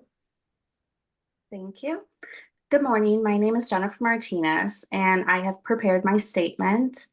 Over 2 decades ago, I made a series of really bad decisions between the ages of 18 and 20 years old. In 2002, I was charged with misappropriation use of personal ID. I distracted a friend while my boyfriend at the time took her bank card. I then used her bank card to purchase items to sell for cash for drugs. I was sentenced to 5 days in Hubbard, 2.5 years of probation, 1 year stayed and imposed at the House of Correction. My probation was revoked because I failed to honor the conditions of probation, which was a no contact order and relocating. We moved to Eau Claire in 2003, and there I was charged with misappropriation, personal ID, and theft. I stole the purse, and along with that, I used the debit card to withdraw money. I was sentenced to 30 days consecutive to the revocation terms in the 2002 case. I was then transported to Milwaukee County and served the year at House of Corrections, and then I fulfilled my sentencing for Eau Claire by completing 30 days on electronic monitoring. At this point in time, my addiction and mental health was left untreated. After I served that sentence, I was still struggling with addiction and being in a toxic, abusive relationship. So that cycle repeated shortly after. I broke into my past employer's business and stole blank checks and filled them out to myself and cashed them for drug money.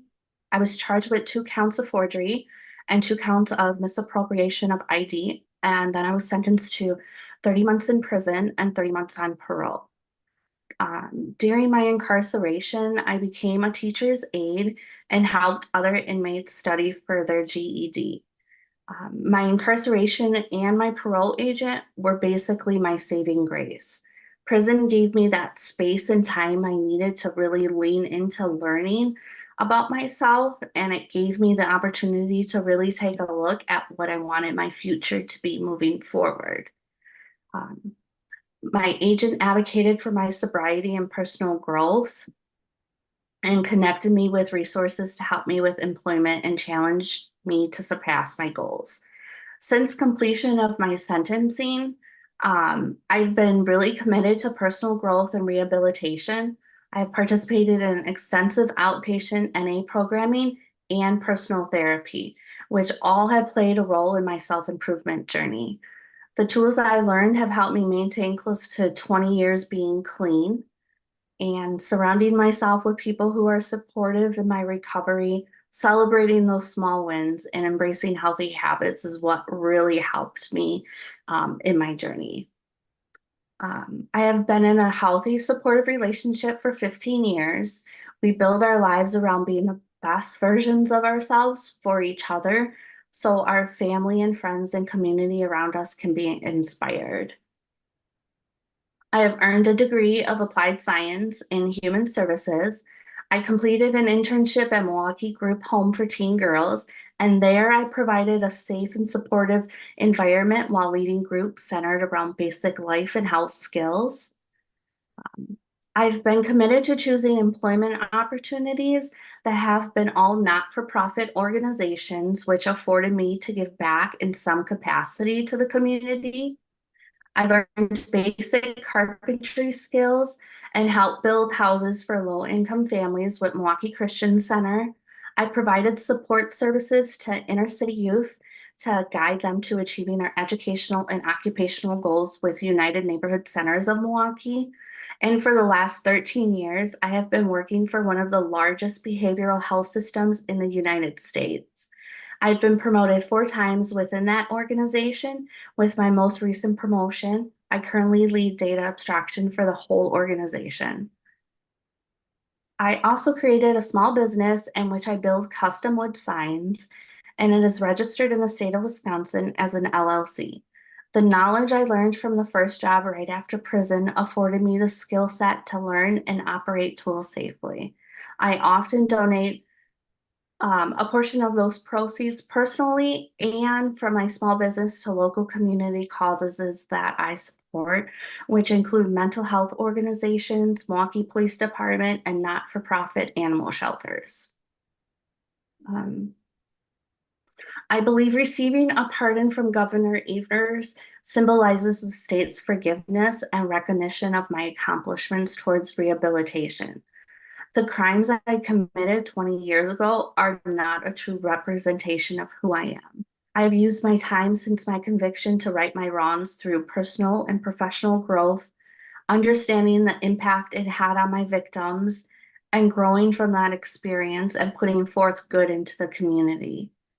My motivations for seeking a pardon from Governor Evers is to have that opportunity to fully heal from the shame and guilt I carry, to eliminate barriers so I can explore more employment advancements, and further my education without running the risk of being denied from the licensing board.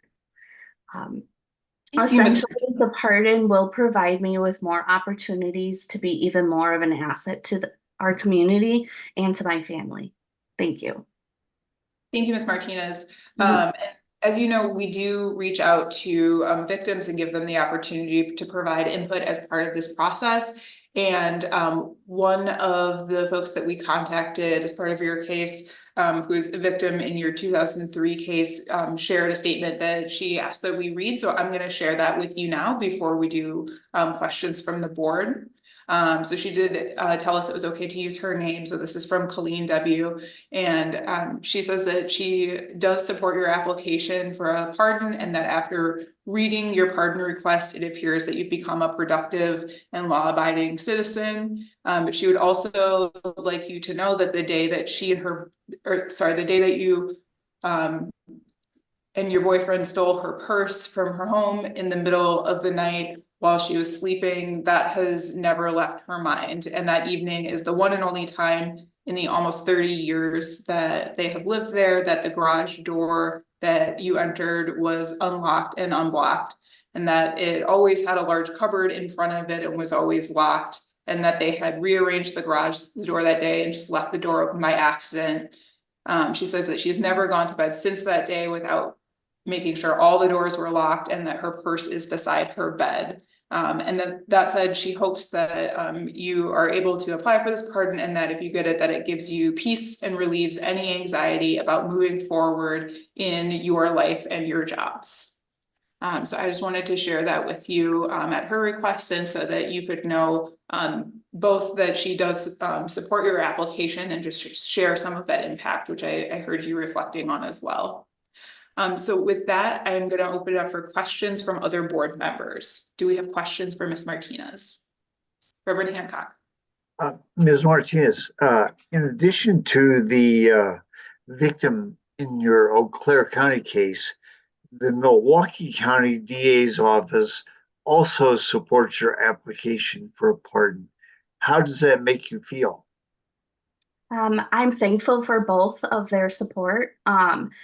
It's a sense of validation that the court recognizes my efforts, but in the same breath, it serves as a reminder of the importance of accountability. And I hope she finds peace one day. Thank you. Thank you. Other questions for Ms. Martinez? Anthony, I saw you come off mute. No? Well, no, actually, I think she already answered it as far as just to be able to hear that statement from her victim. And yeah, so she's already answered that. So thank you. Thank you.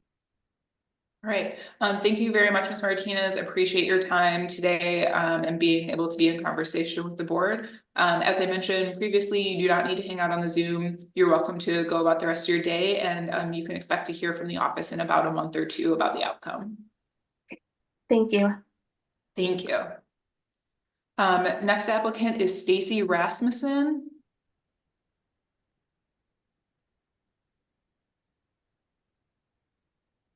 Can you hear me? Yes, Mr. Rasmussen. Good morning. Good morning. We'll turn it over to you. All right. First of all, I'd like to say, panel members, I would like to thank you all for this opportunity. My name is Stacy Rasmasen. I'm 55 years old and live in a small town called Grantsburg, Wisconsin.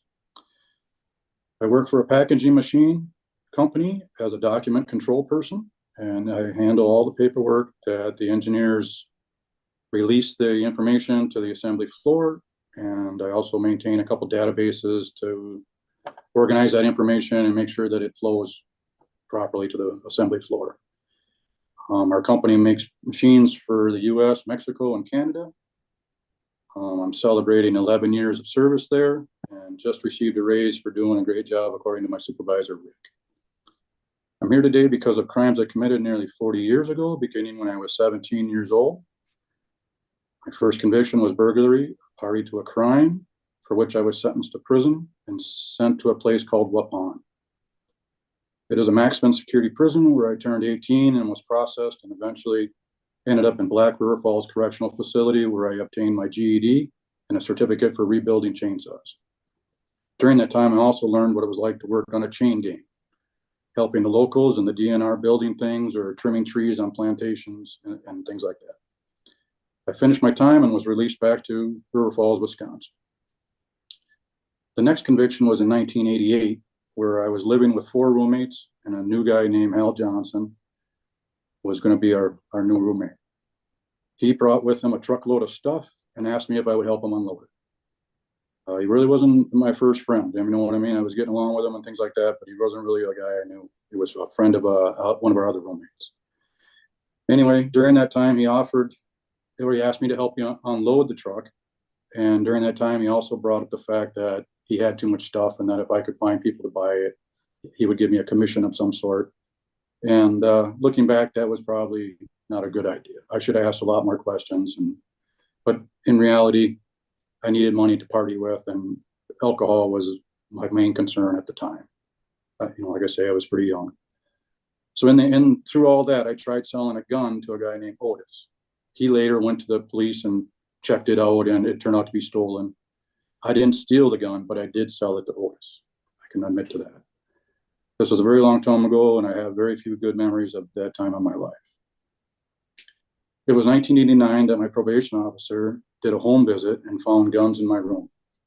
The paperwork is correct, where it states that we had small children living in the trailer and my room was the only one with a lock at the time. One of the guns was mine. It was a single shot 20 gauge that I bought for $25 to shoot pigeons on the farm that we were working on.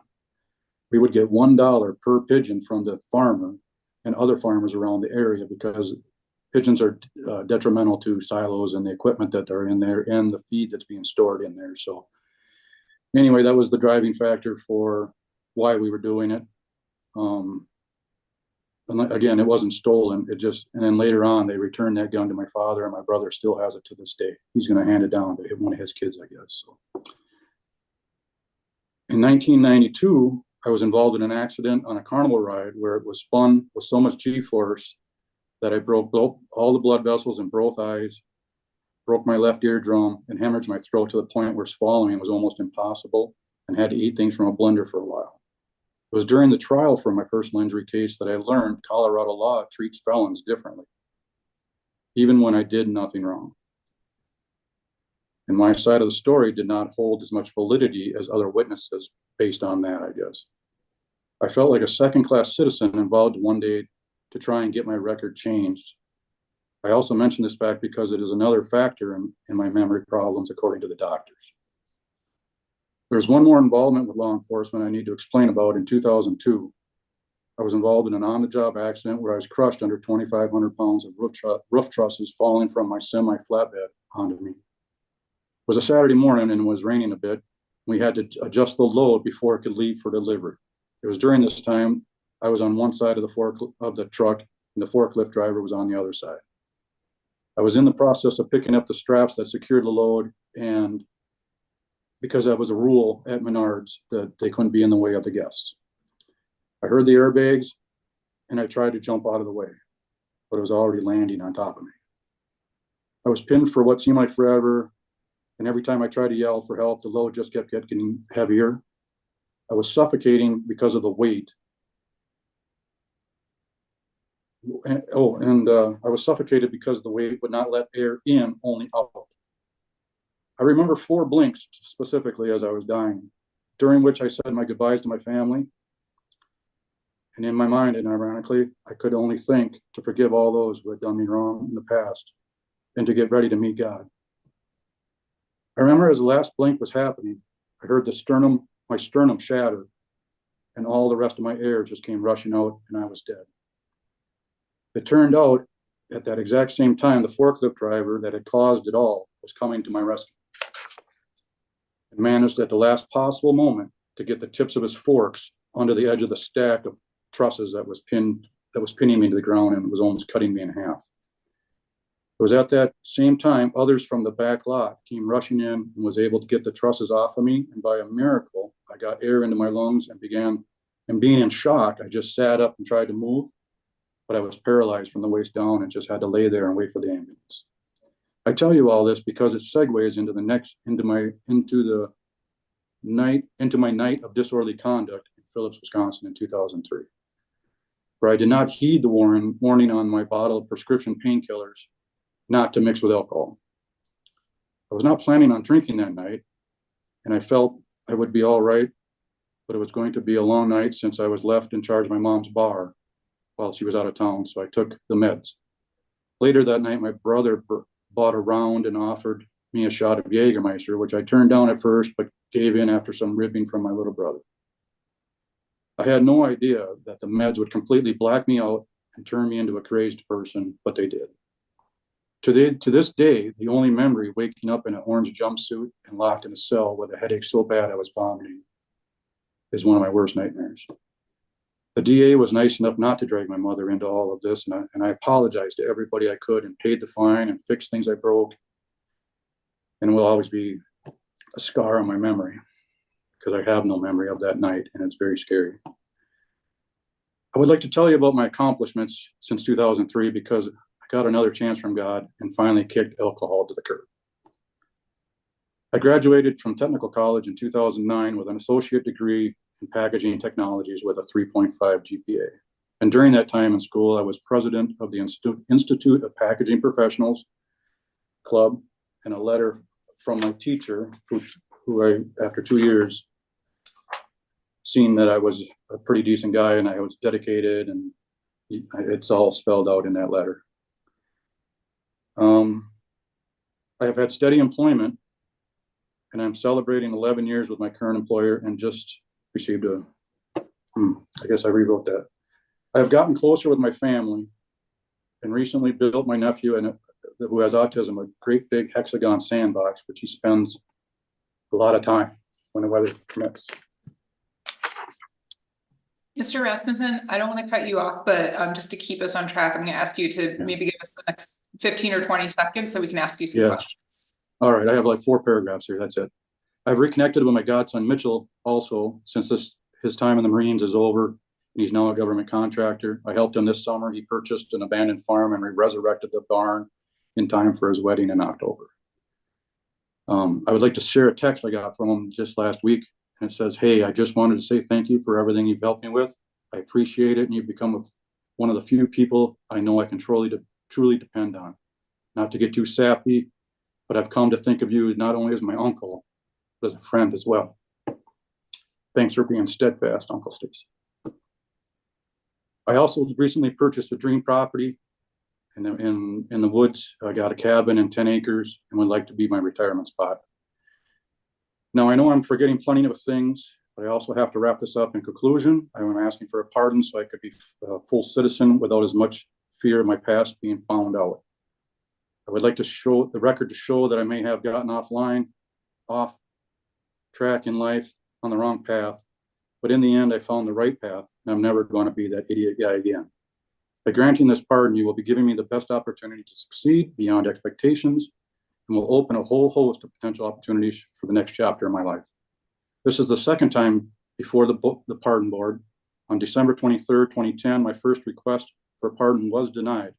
The board cited my risk for recidivism rather than getting angry or bitter. I used that denial as motivation to continue to be the best person I could be. 13 years have passed. I am before you again because I am a better person. I hope you agree. I would like to be considered as a success story and will strive to always be a better person till the end. Thank you and God bless. Thank you, Mr. Rasmussen. I just have one question for you before I turn it over to the rest of the board. I see from the records that at the time of your discharge, it looked like you still owed about $233 in restitution. Have you paid that since then? As far as I'm aware, ma'am, I have paid everything and nobody's looking for money from me. Okay, thank you. Other questions from the board? All right, seeing none, I think you covered it all, Mr. Rasmussen. Thank you very much and hope that you enjoy the rest of your morning today. Thank you for the opportunity. Thank you. Our next applicant is G.W. Taylor Jr., who I believe I saw. Mr. Taylor? I think his audio is connecting. Hi, is that you, Mr. Taylor? Can you give us a wave? Can you wave your hand, Mr. Taylor? Yeah. Okay, we'll give it a minute here. Yes, can you hear me? Yes, we can. Perfect. All right, thank you, Mr. Taylor. We'll turn it over to you. And again, I'm just gonna ask you to keep it to 3 minutes so we make sure we get time for questions from the board. Yes, I won't be long. Thank you for you and the board considering my application. I sent it in a few years ago through bipartisan of my lawyer, Sarah Adolph, who helped me fill it out and send it to you guys and to the governor. I appreciate your time right now. So long story short is I had a domestic abuse, a forgery, and a theft case. These were because of love. Actually, my children's mother, Shannon Lewis, had diabetes type 1, and she had severe, how do I put it? If you ever seen somebody have a seizure, it's that sort of activity where she's not knowing what she's doing, what she's doing. So basically, we stole things from Walmart, not to get drugs, but to get her insulin. so she wouldn't have these attacks. Because at the time, back in 2004, the insulin cost so much and we just couldn't afford it. And I couldn't take seeing her like that. We couldn't afford to take her to the hospital or ambulance, people calling the ambulance every time she went into one of these attacks. Now with the domestic violence, sometimes if she's not out of it, she would like become kind of violent, or just she's not in her state of mind. So the neighbor called the police about the loud noise or whatever, and they sat there and they didn't understand her situation. And I also have her here as a character witness on my behalf if need be. So I did my time. I think I did 6 months in Hubbard. I paid all my restitutions. After that, we had 3 children together. They're 8. My daughter's 8. The boys are 10 and 11.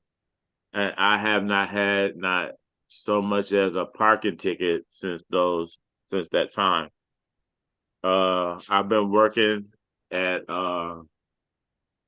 what is that? Fort Howard Cemetery, where I've been employed for a year or 2. And I've also Uber drive, and I also still work with some of my friends that have a small internet company that we do computer programming some of the time, whenever we can get contracts. And so I would like to make this kind of short because I have like 3 bachelor's degrees, 3 associates, 2 bachelors. And I moved here from Flint, Michigan 22 years ago. And I got into this situation and I haven't had any problems in Flint, Michigan before I moved to Wisconsin. And I didn't come to Wisconsin to be a criminal. So I sent in some from my neighbors, some letters saying that I've been helping them also with the grass or with their snow removal. I don't know if y'all got those, but I have them if need be, and for references. And in conclusion, because I got a long list of pages and pages like everybody else, but I'm not gonna go through all that. In conclusion, I just want my pardon to be done because I've been trying to maintain a steady household, and it's kind of hard to get a real job, and to buy a home. That's something that I've been trying, and the walls are just there, and I can't get around them. I talked to Judge Hammer, and he said, yes, I've been doing a wonderful job. However, they couldn't write me a reference. I can't get a reference from the church. I couldn't get a reference from the volunteer people at Meals on Wheels. It seems like it's some kind of I wouldn't say discrimination. It's more like they didn't want to be responsible, I guess, for, I don't know. But I did a lot of things, charitable things in my community, and I still continue to do. And I just wish that I had a chance to do more for my family right now. So in conclusion, that's all I want to say. Thank you for considering me. Thank you. We did receive those letters of support. So we do have those. Board members, do you have any questions for Mr. Taylor? Reverend Hancock. Mr. Taylor, I have a couple of questions. You said in your application, you said today as well, that you were committing these crimes to buy insulin for Shannon Lewis. Some of the crimes you committed involved stealing her brother's and mother's identification you use that not for insulin, but for cell phone bills, and you also forged an application for a student loan. So how does that work? And there's nothing in the criminal complaint from her brother or her mother about her needing insulin. Good morning, Pastor. Let me clarify that. I actually, to be honest about it, and I'm telling the guys honest truth, I didn't never do none of those things. I was charged for them. They were trying to sentence me with higher and more substantial sentencing. So I just took those charges because I didn't know it would become a felony or whatever it was. But her mother's has since passed away. I take care of her at the cemetery. Her brother, if you need to talk to David, I would gladly get him in contact with you. Like I said, she's right in the next room if you need to talk to her about the cell phone incidents. And no, excuse me, I want to talk to you about the forged student loan application. Well, let me tell you what happened. I was getting in ITT Tech. It's a lot. There's a lot going on with that. But I was getting in there, and Shannon signed for a co-signer for me for ITT Tech. Now they thought it was her mother because her mother's name is Sharon Lewis. So they thought it was Sharon Lewis and it's Shannon Lewis, and they charged her mother for. But I corrected all that. I put the loans in my name, and since then I paid them all. I paid all the student loans from before ITT Tech, college in Minnesota, and the colleges in Michigan. I paid all those student loans. And the judge in Brown County supports your application. How does that make you feel? I'm very honored that he would do such a thing, and very privileged that y'all would consider. And he would say something on my behalf because actually I thought I was out here alone. Thank you. Thank you very much. Any other questions for Mr. Taylor from the board? None? All right. Thank you very much, Mr. Taylor. Appreciate your time today and hope that you enjoy the rest of your morning. Thank you. You guys, God bless you. Thank you. All right, our next applicant this morning is Mr. Joseph Leonard. Mr. Leonard, are you with us on the Zoom?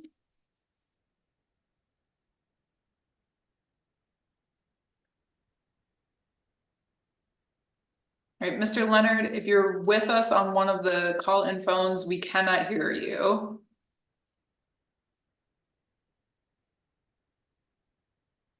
Okay, we might not have Mr. Leonard yet.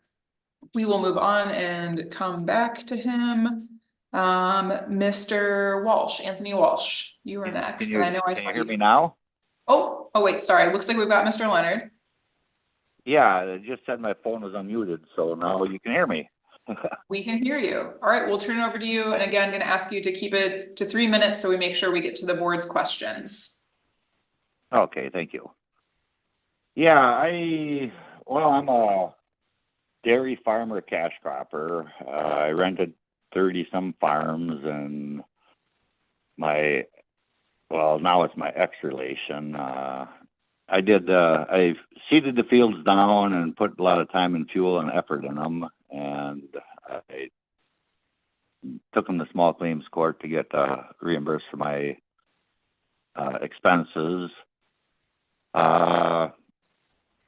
I went and I had a receipt from years before when I seeded the field down, and I marked down on the receipt that I used 4 bags of alfalfa seed, and I ran 1 short, and I went and got 1 more bag. And this was years before this, and I wrote on the receipt that I used 3 bags that I had a seed corn delivery business, so I had extra bags, so I used those.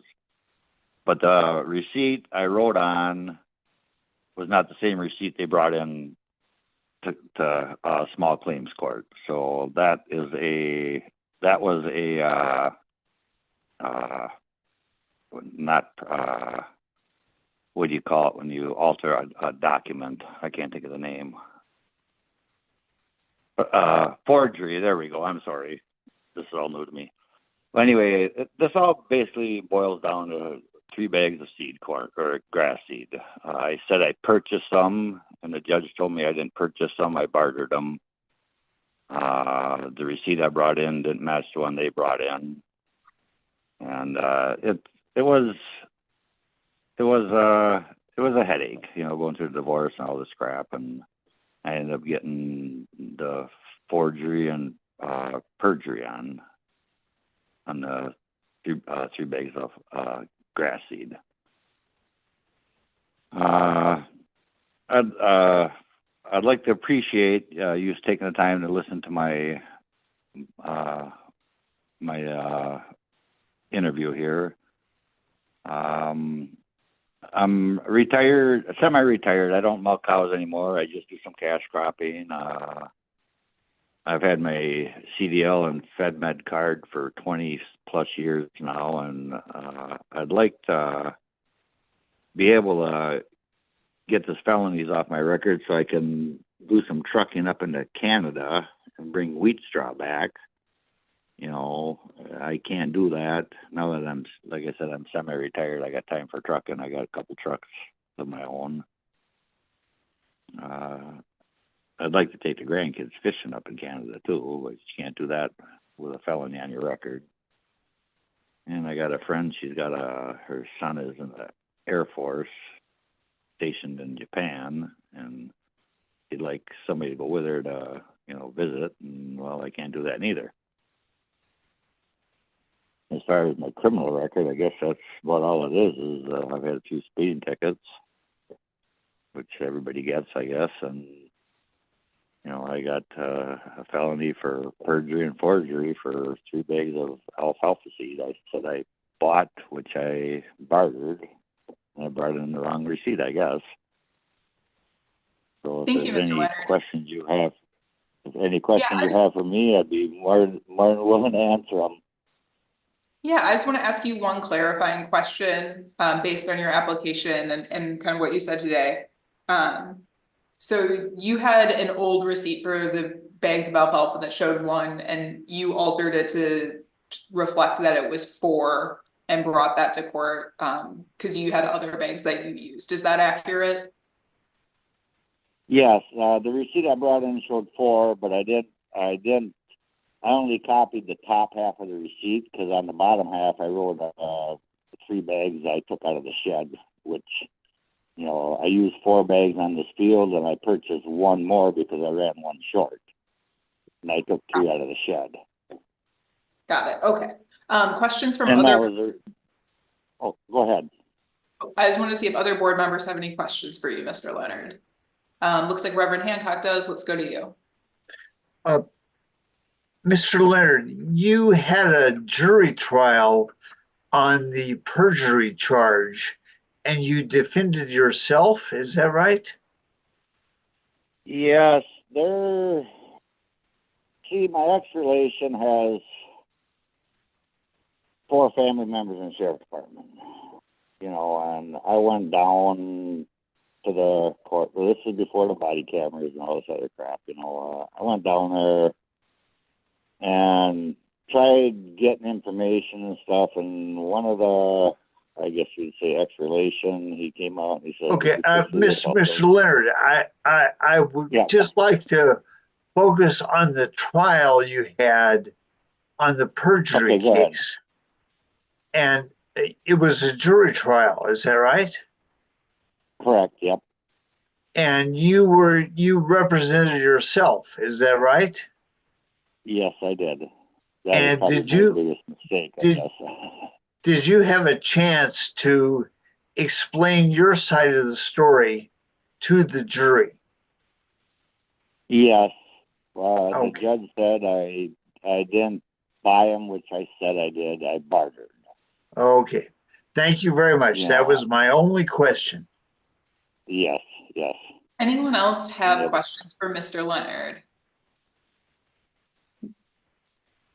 No? Oh, I think Myrna does.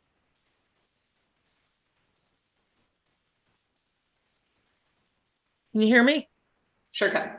Yes, I can. Okay. It's not a question, it's a comment that we have some really bad weather going on and everybody's closed down except the emergency type things. So but what is open is the farmers doing their jobs. So I just wanted to thank Mr. Leonard for all the years he put into farming, because without that, where would we be? So my man, I thank you. Well, I very much appreciate it. Milking cows for 30 years really isn't all that fun. It is important though. Great. Thank you very much for your time, Mr. Leonard. I think that's all the questions we have for you, and hope that you enjoy the rest of your morning. Okay, thank you very much, and I appreciate my chance to talk to you guys. Thank you. All right, Okay, Mr. bye. Walsh, we are now ready for you, and I will go ahead and turn it over to you. Good morning. My name is Anthony Walsh, and I am 47 years old. Before I begin, I just want to thank you very much for this opportunity and for your time today. I understand that you're not asking me to read my entire application that I submitted, but I'm a little nervous today, and so I wrote a few things down of what I wanted to say so I could stay on track. I'm seeking pardons for 2 felonies that I committed when I was 19 and 20 years old. These crimes occurred more than 25 years ago. My response to question number 9 in the pardon application explains some of the significant ups and downs in my life as a child. Before I was 10 years old, my family had some financial hardships, and I had some medical issues that required me to wear a brace on my leg from the age of 7 until 10 years old. When I got my leg brace off, I played sports, and I was very proud of my athletic abilities. Around 16 years old, I could no longer keep up athletically with my peers. This was very hard on me mentally, and I was depressed. I started hanging around a different group of friends and started drinking with these new friends. This led me to making some very bad decisions. Looking back now, I was trying to fit in and have the same type of camaraderie that I had with my teammates when I was playing sports. I am humiliated of my past criminal behavior, and I knew then and I know now that it was wrong. I don't view this at all as an excuse. It's just the story of my life and how I've gotten here. My first felony was harboring or aiding a felon. This was a charge that I received as part of a plea bargain. The original offense was theft of a firearm from a place that I worked at. When I was 19, my new group of friends and I sold small amounts of marijuana to our friends. Being around people who bought and used drugs, I was sometimes worried for my safety. One day when I was unloading a delivery truck at work, I saw some handguns and I took one. I wanted the gun to feel safe. It was such a stupid thing to do, and I do know that stealing was wrong. If I had stopped to think for even a minute, I know that I would have realized that ripping off a business owner was wrong. I was a trusted employee, and stealing completely violated that trust. As a business owner today, it is clear to me now how stupid and harmful this really was. I had heard that there was an investigation into my theft of the gun. My friend had the gun at his house, and him and I went together, and at my request, he threw the gun into a river in Appleton. This is what led me to my first felony charge. I do not know how to explain why I was so stupid. The best I can do is to explain that I had some new friends. I wanted to fit in with them, and I felt like I needed a gun to feel safe. My second felony was felon in possession of a firearm. I explained this in greater detail in my pardon application in question number 9. Again, I have no good explanation or excuse for what I did. I can only say that I never used the gun and I never intended to use it. It was a gift for my girlfriend at the time. I understand that as a felon, I should have never been anywhere near a firearm. I was convicted of the felony possession, and I was sentenced to 3 years in prison, followed by 2 years of supervision afterwards. At the time, I was extremely mad about the punishment I received, but I am no longer mad today. Excuse me. As it turns out, going to prison is exactly what I deserved and needed at the time. It made me turn my life around. It gave me time to reflect on the horrible conduct and decide how I wanted to live once I got out. I also met and got to know inmates in prison who had been in and out several times. I realized I would end up like them if I didn't change my ways. In fact, several of them encouraged me to change my ways and to stay out of prison. When I was in prison, I participated in several programs that were offered to me. One in particular that stands out was called Cognitive Group Intervention Program. These programs, which were kind of like counseling, really helped me to turn my life around. When I got out of prison, I cut all ties with my so-called old friends. I also wanted to get out of the area to have a fresh start. I was given permission by my parole officer, Ryan Peterson, to go and live with my aunt and uncle in Asheville, North Carolina. My aunt and uncle were really great, and they really encouraged me to try and figure out my life. When I was there, I was on a very busy and strict work schedule, which was good for me in developing discipline and a strong work ethic. When I returned to Wisconsin, I got a job selling roofs for a local roofing company in Oshkosh. I worked really hard and I advanced quickly. Within about a month, I became the top sales rep at the company. After 3 years of working for this company and going to college during the off season, I decided to drop out of college and pursue a career in the roofing industry. I was really good at it. I enjoyed what I was doing, and I had a lot of satisfaction with helping homeowners. I started my own roofing company in 2003, and at first I had no references, but I continued to work extremely hard. By 2006, my company did around $2 million in revenue. Currently, we have grown to service Appleton, Green Bay, Madison, Milwaukee, and the Chicago suburbs. I recently attended a retreat called Revolt. This retreat was about having a purpose in life more than money, leaving a legacy, and becoming a better leader. I do not drink any alcohol, and I do not use any drugs. Even though I was a social drinker, I gave up alcohol 7 years ago in an effort to live a healthier lifestyle with my wife. Many people in my circle consider me to be successful and often reach out to me for advice and guidance on things like business, real estate investing, and self-development. I love to give advice and mentor other people. I have many important mentors in my life, and I love to pay that forward. I try to help out my community as much as I can. I do things like donate money to our local BMX track, the Women's Abuse Shelter, and my wife and I adopt families to the Salvation Army during Christmas time.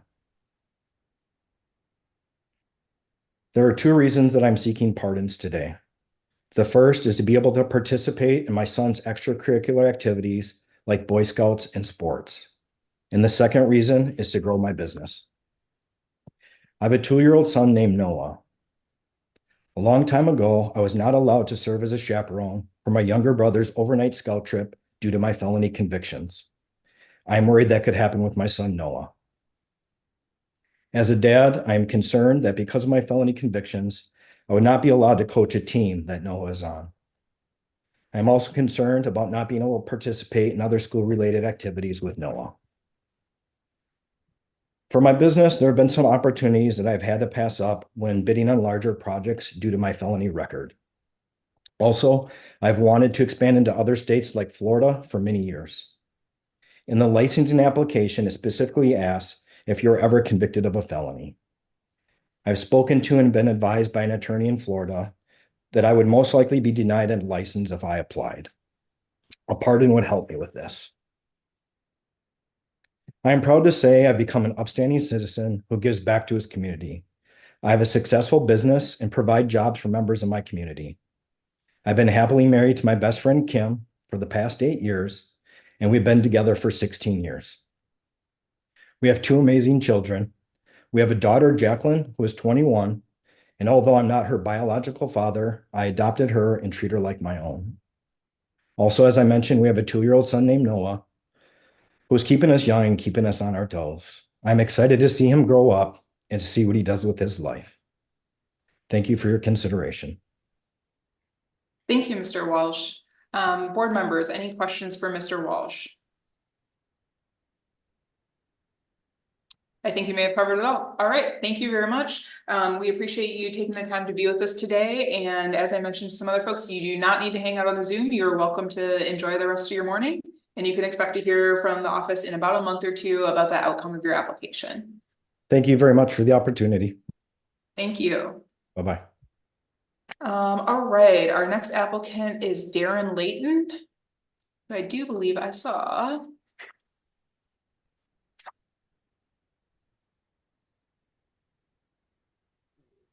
There we go. Mr. Leighton, can you hear us? Yes, I can, ma'am. Excellent. All right, we'll turn it over to you. And again, just asking everyone to keep it to about 3 minutes so that we can make sure we get to questions from the board. I will do my best, ma'am. Thank you. Thank Good you. morning, ladies and gentlemen. Let me take a moment to thank you for this opportunity. My name is Darren Leighton. My first charge was party to the crime of burglary in 1987. I was 20 years old and looking back was with the wrong people. I was given 3 years probation, 60 days in jail, and restitution. All of my sentences were completed in full. My second charge was felon in possession of a firearm. I was deer hunting with a group of people. I was under the impression that if I could purchase a hunting license, I could hunt. A mistake I made and a mistake I paid for. For this charge, I received 6 months license suspension, 3 days in jail, and a $500 fine plus court costs. These were completed in full. Since that time, I have gotten married, own a home, have grown up. My wife and I are currently looking to purchase our retirement home. I try to help my friends and neighbors if I can. I took care of my best friend for 14 months after he was diagnosed with stage 4 colon cancer until the time of his passing. I also helped my neighbor Janelle Bartz, as she stated in her letter of character. I'm employed as a part-time handyman at this time. I have some health issues that prevent me from full-time work. Reasons I would like to receive a pardon. I would like to be able to vote. I would like to be able to hunt again. My favorite memories are of my grandfather and I deer hunting. I would love to be able to take my nieces and nephews as well as their children the joy of hunting, like my grandfather did with me. I am hoping to receive a pardon because I believe everyone deserves a second chance. I have not been in any trouble since the year 2000. Thank you. Thank you, Mr. Leighton. Any questions from board members? Judge Kremers. Just to reiterate what we said before, you can vote, Mr. Leighton, as long as you're living in Wisconsin. There's nothing that prevents you from voting as long as you've completed your sentence for your felony case, which you have. I was not aware of that, sir. Okay. Thank you for the information. Doing our best to get the word out. It is a common misunderstanding. So yes, regardless of the outcome of today's hearing, we really encourage you to look into that. Any questions for Mr. Leighton? None? All right. Thank you very much, Mr. Leighton. Really appreciate your time with the board today and you sharing with us. I hope that you enjoy the rest of your morning. And as I mentioned, you don't need to hang out on the Zoom with us. All right. Thank you all. Thank you. Our next applicant is Byron Sterling. Mr. Sterling. There we go. Hello, everybody. Good morning. Thank you for taking the time. I'm Byron Sterling. I caught a charge when I was 17 for manufacturing, delivering, and possession was the second charge that they dropped. And I also had another possession that was on the same charge that was a misdemeanor. So to explain a little bit what happened was I took a friend somewhere and we were supposed to pick up video games. I was hanging with the wrong crowd, basically. Smoked a lot of weed back then. And I took him somewhere. And when we took him somewhere, he gave somebody some weed. I was a party to the crime. We pulled out of the driveway and it was more of a sting operation for my friend that they had going on. So when I pulled out the driveway, it was cops everywhere. Since then, I caught the charge at 17. Since then, when I got out of jail, I think I did like 10 days, maybe 15 days. I got out of jail. Since then, I finished high school. I did 2 years of college and technical college, MATC for business. And I had 2 years of probation, which I completed. I dropped every time, no dirty UAs. everything. I never went to jail, I don't think, on probation or anything. But what I've been doing since then, I worked at a landscape company for about 6 years, saved up some money. I opened a cleaning service with my mom, luxury cleaning, and we got a franchise through Cover All of America's franchise company that gives us the accounts to clean. And I was not able to put the cleaning service in my name because of my past felony, so I wasn't able to do it. So my mom put it in her name, and I've been running it since then. Since then, I've acquired 2 properties from my brother. We've acquired the contract for the corners. My brother was on here last month. His name's Antoine Sterling. So we have a contract for the Milwaukee County for the conveying of the bodies. So I own 25% in that company. And then also since then, I've moved to South Carolina, and I own a cleaning company in South Carolina. So I run about 4 companies since then. I haven't really been in trouble since then. In 08, I did catch a charge, I think a misdemeanor for having weed smoking. But since then, I'm fine. I don't smoke weed. I don't do anything like that. More like business orientated. I have kids now. I've been in a relationship for 10 years. We're going to be getting married soon. So the reason for this pardon is I want to get this off my back of the mistakes that I made as a kid. And I grew up now, and I understand that, certain things you can't do. And this pardon would just help me with, as far as I would be able to transfer the cleaning service in my name. Then I'm able to show people that I hire a few people. I'm able to show them that you can, you can mess up young and you still can fix your life, and be a successful person. You know what I mean? The mistakes that you made young don't make who you are today. So that's the reason I want to pardon. Are there any questions other than that? That's really it. Thank you, Mr. Sterling. I have one for you. Looks like you've had a 2021 OWI offense, your first, and then a couple of operating with a suspended license after that. Can you tell us a little bit about what happened there? Okay, with the OUI, the OWI, it was my first one. And I got pulled over. I had my license, then I had got everything back together as far as my license. So I got pulled over and I passed the sobriety test, and me not knowing my first OWI, I refused the blood test. And by me refusing a blood test, it set me up for more world in trouble than I thought I would be in. Like if I knew I would have been in this trouble where I can't do my first offense turned into like a charge because I didn't take the blood test. From my understanding, if I would have took the blood test, it would have been a citation and everything would have been fine. But that I just refused the blood test. My first OUI, I didn't know anything about it. So, but since then, I haven't been driving. I don't even drive anymore. So I don't have the license. So everybody takes me everywhere. I Uber everywhere. I'm working on trying to get my license back. I'm in South Carolina. So I'm not in South Carolina now. I'm in Wisconsin. So for me to get my license back, I have to be in Wisconsin. I have to take the class. And I'm just not able to take the class because I run a business in a different state. So I'm back here. I do come back here once a month, but it's not long enough for me to sit and go to MATC for the classes that I have to take every Saturday for 4 or 5 hours. So I haven't been able to do it. But like I said, I paid for everything. I did I paid for the stuff just to do it, and I never did it. I never went to the class to get my license back. Okay. Thank you, Mr. Sterling. Other questions? Judge Cromers. Okay, so you're living in South Carolina now, is that right?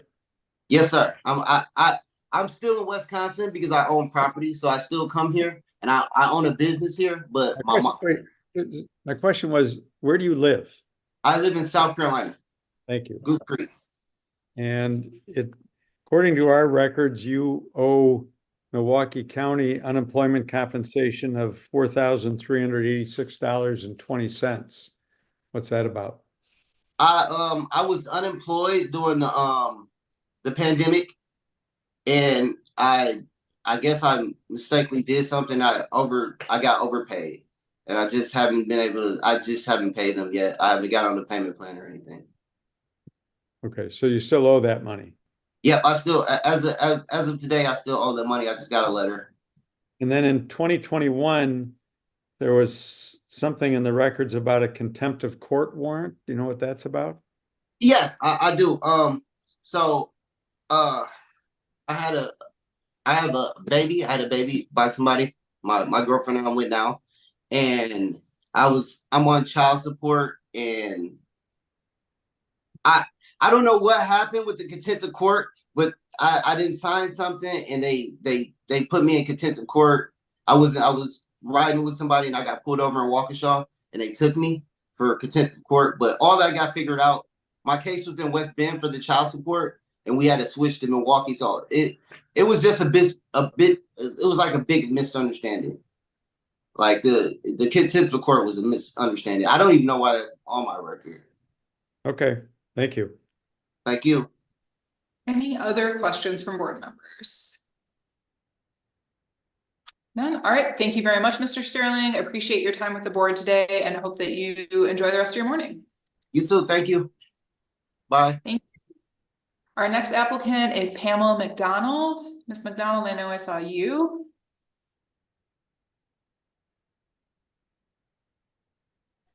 Can you hear me? Sure can. We'll turn it over to you. Thank you. Yes. Hi, thank you for hearing my case today, to all of you. Brief summary of my offense. I believe I have from 2005 through 2007. So I have anywhere from forgery to drug paraphernalia.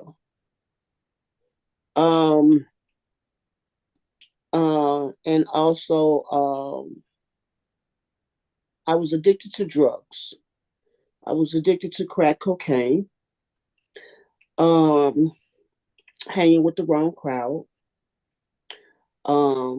doing stuff, hanging with the wrong crowd, doing stuff to get money for my addiction, trying to keep a roof over my head, which didn't give me any results because I became homeless.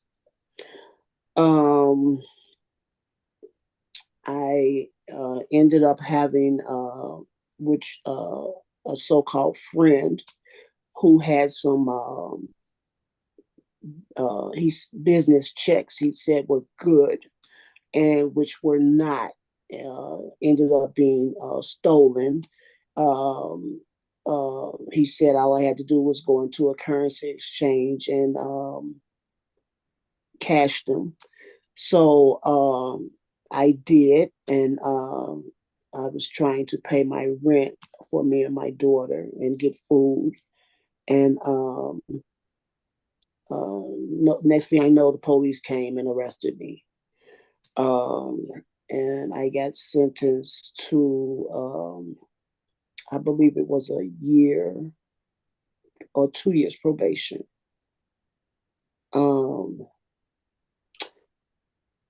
Then that was I think in 2005, I got charged with uttering and forgery. 2007, I got charged with drug paraphernalia. And then in 2011, I decided, and all of this, I was sentenced to go into also keep a job, and also part of my sentence was to go to treatment and keep a job and go and do urine drops. So in 2011, after 2011, after 2007, I still was continuing the same behavior after I even did treatment. And after 2011, I decided on my own to this behavior needed to stop. And I went into Hope Haven.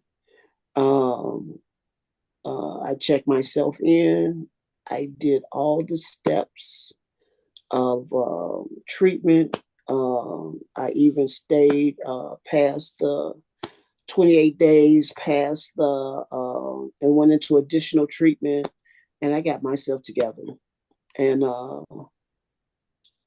I went into Hope Haven, then I went into their extra treatment program, and I came out. I wanted to be a productive member of society. I'm gonna keep it brief, as brief as I can. What I've done since then, I've been clean since 2011 of May. So that's almost 13 years I've been clean. I haven't done any drugs or touched any drugs at all. Since then, I've been working at, since 2013, I've been working at Madison Metropolitan School District as an SEA. I also work at Midwest Care Service, and where I drive kids. I pick up kids from the Kennedy School on the east side, and I take them home or to the shelter where they live. I've gotten certificates. I've got my family back. They trust me now. And I love being around my grandkids. That's important to me, that they don't know the person that I used to be. My kids do. They know the person that I used to be, but they also see the person that I am today. And I just love that, because they see the difference in who I am now. I'm involved in Access Community Advisory Committee. I'm involved in my church. Like I said, I've gotten a lot of certificates through my school, and also through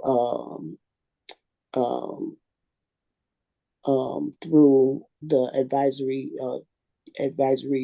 access community advisory committee. They've also wrote letters for me. My daughter has wrote letters for me, and my doctor, Dr. Kenneth Loving, has wrote letters for me, and he's also the CEO of Access Community Health Center. Because he knows my story. I talk to him truthfully about what I've been through, and he helps me a lot. Let me see here about why I'm asking for a deserve this pardon is because I've also kept a roof over my head. I've been living in the same apartment for since 2006. I've been living in the same apartment and paid my rent faithfully. That's the first thing that I do when I get my checks now. I pay my rent, I pay my bills faithfully. I have a strong faith in, I've changed religion since then also. I have a strong faith in Jehovah now. I'm studying to become a Jehovah's Witness because they have strong study tactics with the Bible, and that's what I'm looking for to grow a stronger relationship with Jehovah, with the God of my choice. I don't want to cut you off, but I want to make sure that you have a chance to answer any questions. So if you don't mind, I'm going to turn it over to the board for questions, okay? Okay, thank you. Okay. Board members? Reverend Hancock. Ms. McDonald, Judge Nick McNamara of the Dane County Court looked at your case and he strongly supports your application for a pardon. How does that make you feel? That's a relief of excitement, and I'm so honored that I feel grateful. Actually, I feel very grateful. Thank you. Any other questions for Ms. McDonald? No? All right, I think that covers it then. Oh, Myrna, sorry, did you have one? No, okay. Thank you very much, Ms. McDonald. I think that covers it. Really appreciate your time today, and I hope you enjoy the rest of your morning. Okay, thank you. And I hope you guys have a great morning also. Thank you. All right, and our last applicant of the morning session is Mr. Travis Noble. Mr. Noble, I believe I saw you on the Zoom.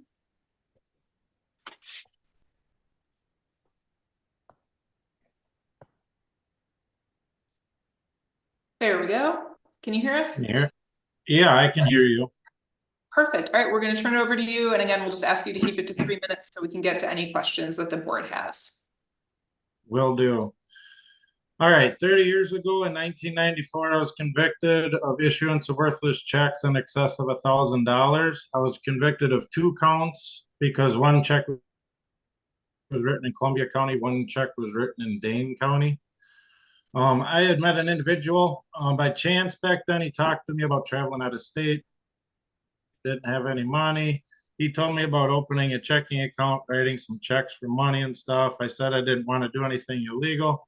Reassured me worst they could do was send me to collections. We wrote checks out, left it to travel to a couple of states. While we were traveling, I got a hold of my parents and found out that I had a warrant for my arrest. So after processing this and stuff, I came back of my own free will and turned myself in at the Columbia County Jail. I know I made my choices, and whatever punishment had come, I deserved it. While on probation, I cleared my name in Colorado and Arizona. They had thought I was conspiring with this person.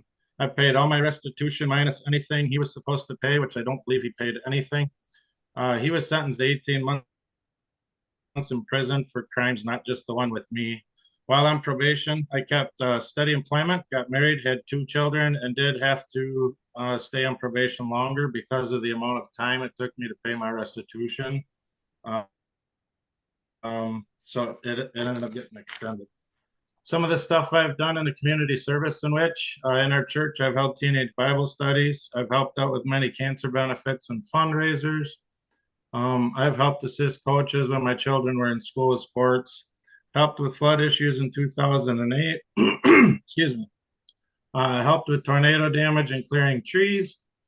Recently been asked by my local church to be an acting elder, along with studying some books on leadership and the church. In my personal life, I've been married for 30 years. I've raised 3 kids that have been successful in life. I have 5 grandchildren, 4 of which are still alive. I've been able to see all 3 of my children get married and grow their families up successfully. Had my own trucking business for almost 2 years and decided with the tragic event to my family, I needed to be more available and closer, so I terminated my successful business. I've also successfully applied for and received a passport from our government. We have owned our last home for 24 years, and 2 years ago we bought our dream house. Furthering my education, I've had a CDL for 27 years with endorsements. I have an NCCCR heavy equipment and trades teaching and training. I have NCCCO crane rigging and signaling teaching and training. I am certified CPR instructor. I have a crane certification that's recognized by OSHA and the federal government for a swing crane and a fixed crane and ABC and ABL cranes. I hold a rigging and signaling certification. I received a letter of clearance from the ATF for explosives for my part-time employment as a pyrotechnician, which allowed me to transport, possess, and discharge explosives. I've completed MSHA training along with some OSHA training as well. And last but not least, why I'm seeking a pardon.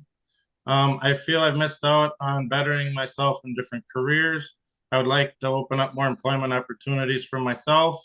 I would like the acknowledgement that I have been and continue to be on track in life. I also would like to have my civil rights restored, and I would more than anything like to not have to explain to my grandchildren why I'm a felon. I've lived my life for 30 years paying for the choices I made and would really like the opportunity to live out the rest of my life without having to explain and be worried about my past. I've turned down opportunities to run for county positions and would at least like the opportunity if presented again. Being an elder at my church, I would like to not be concerned with having to explain my past and being judged for it. With the tragic loss of my grandson in 2021, I have been faced with the reality that tomorrow is never guaranteed. I feel I have been a contributing member to society in a positive way, and I would like to have my past cleared up before my tomorrow doesn't come. In my journey of faith, I've always seen asking for forgiveness for our sins, and I feel that is what I'm trying to do here today. Thank you, Mr. Noble. Any questions from board members for Mr. Noble? All right, seeing none. I do believe that has covered it. So thank you very much, Mr. Noble, for taking the time to be with us, and I hope that you enjoy the rest of your morning. Thank you. Thank you.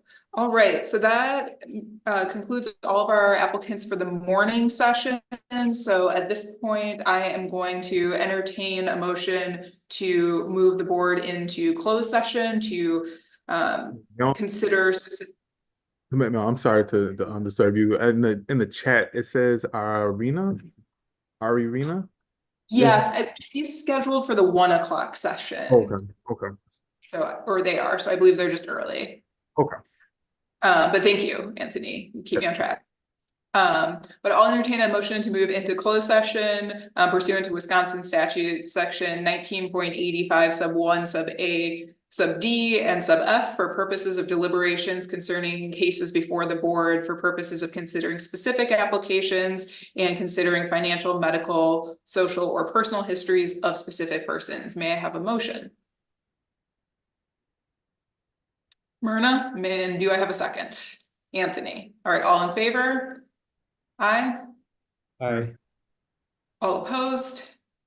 All right, with that, we will go ahead and move into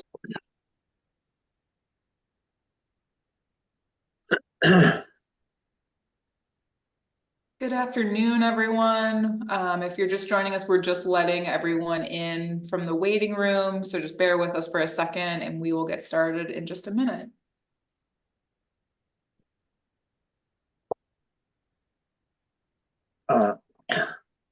Mel, I'm recused on Ms. Rimpson. Okay, great. I will make a note of that. Thank you.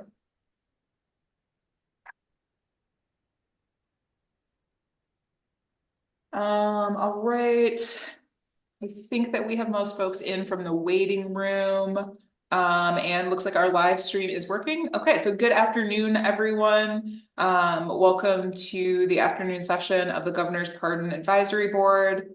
My name is Mel Barnes. I'm Chief Legal Counsel to Governor Evers and a member of the Pardon Board. I'm going to introduce my fellow board members and then go through a little bit of just housekeeping for how today's hearing will run. And then we will get started hearing from applicants very shortly.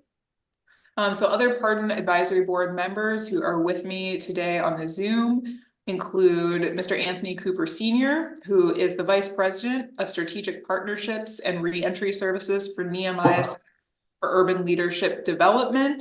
He received a pardon from Governor Evers in January of 2021.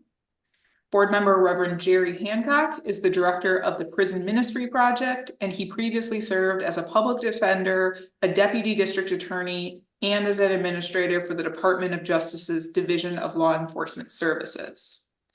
Board member Judge Jeffrey Kremers is Attorney General Josh Call's nominee to this board. He served as a Milwaukee County Circuit Court judge for 26 years, including serving as chief judge for 7 of those years before retiring in 2018.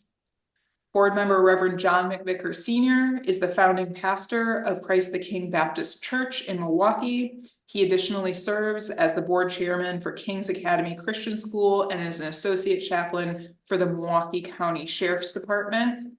And finally, pardon board member Myrna Warrington is a director of vocational rehabilitation on the Menominee Indian Reservation. She is a U.S. Army veteran and has been a member of the Menominee Tribal Legislature for over 15 years.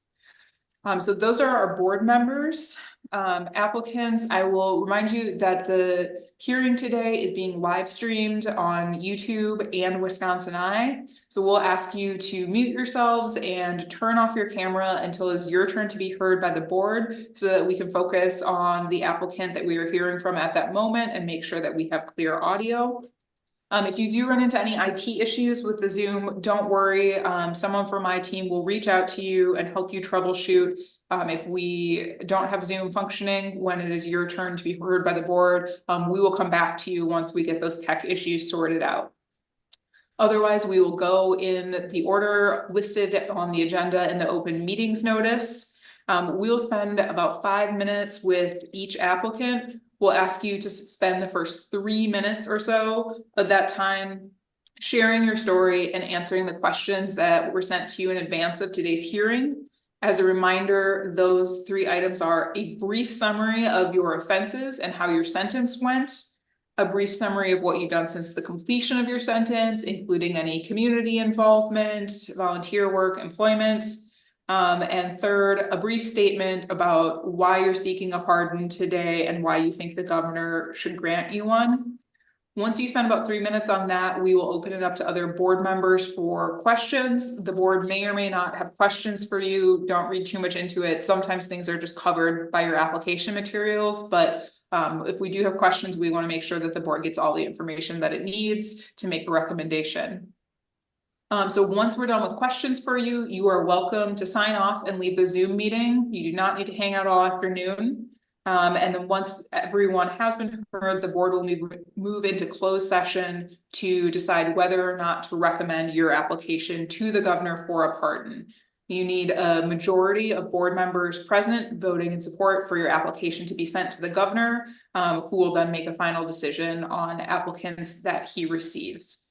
Either way, you'll hear from our office in about a month or 2 about the outcome of today's hearing. So you won't get an answer today, but we will be in touch as soon as possible.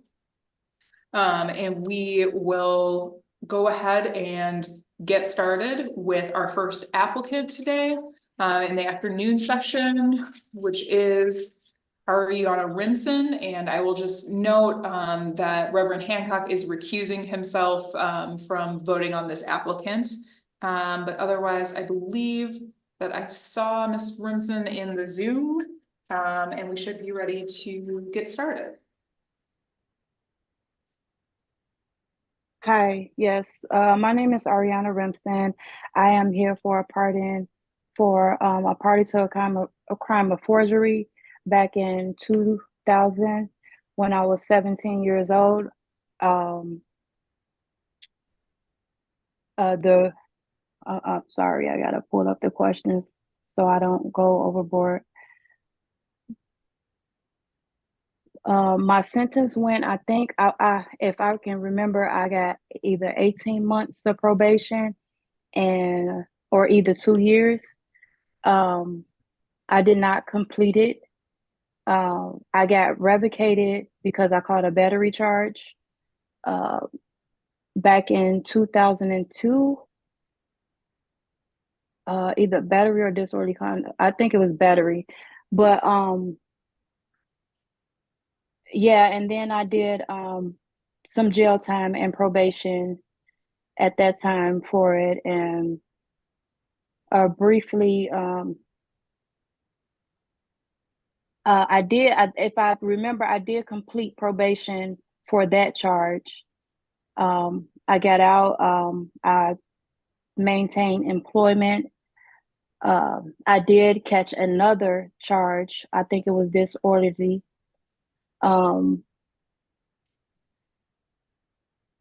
And Yeah, I'm trying to remember the charges, but I got a disorderly conduct. I want to say back in 2000, the early 2000s. I got a battery and a disorderly conduct, and then from there point on, I caught a number of 2 DUIs.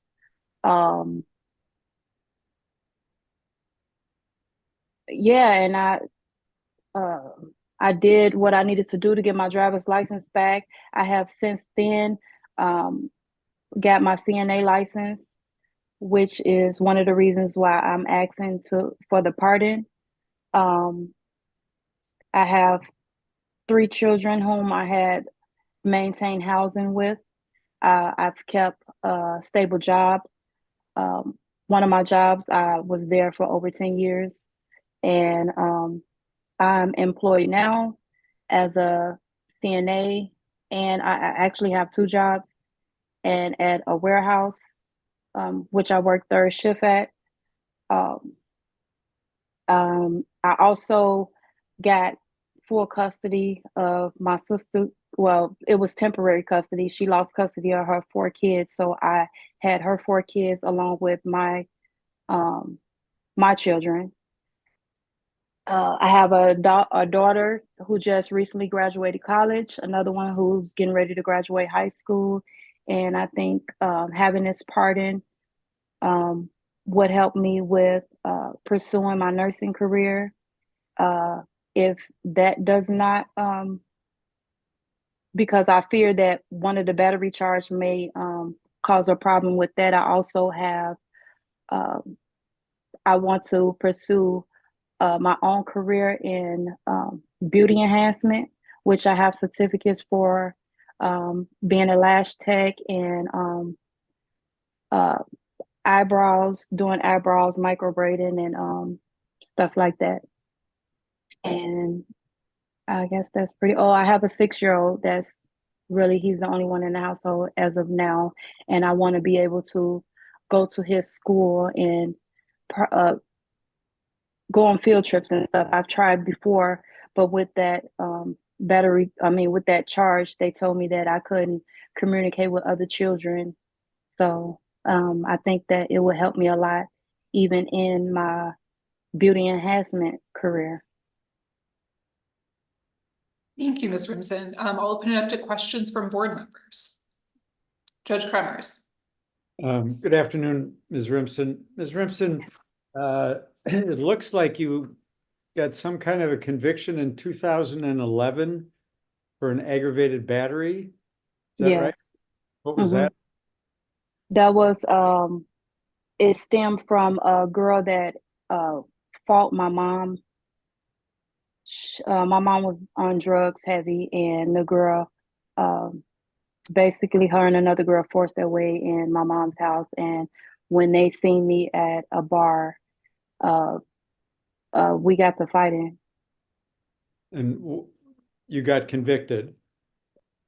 I think they dropped it to a fine, if I'm not mistaken.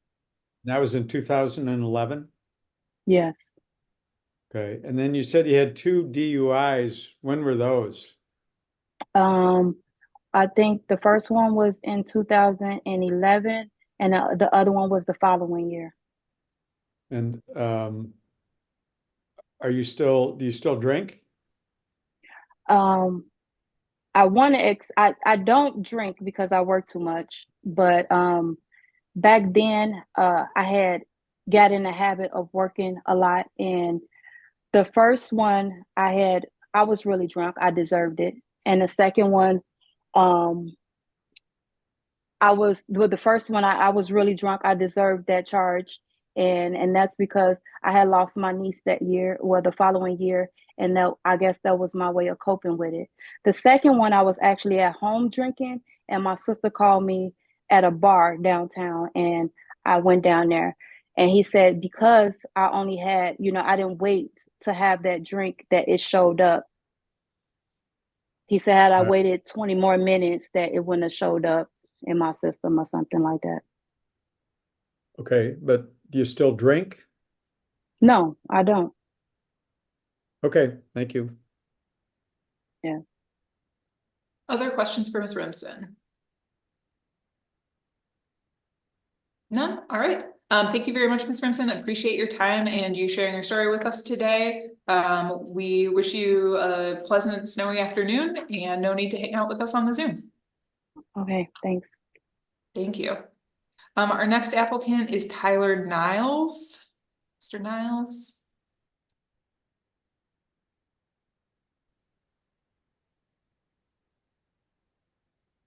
Mr. Niles, are you with us on the Zoom? I do see a couple of phones called in.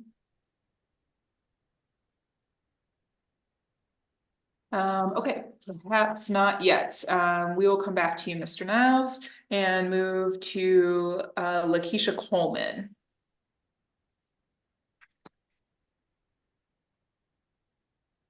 Ms. Coleman, are you with us on the Zoom?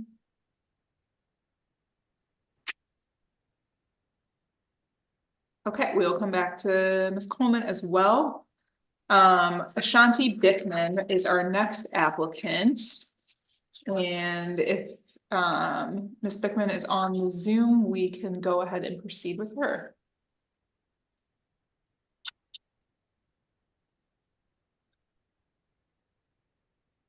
No, all right. Folks might be having a lot of weather delays this afternoon, so we will just move through folks as we can. Suzanne Ring. Miss Ring, are you with us on the Zoom?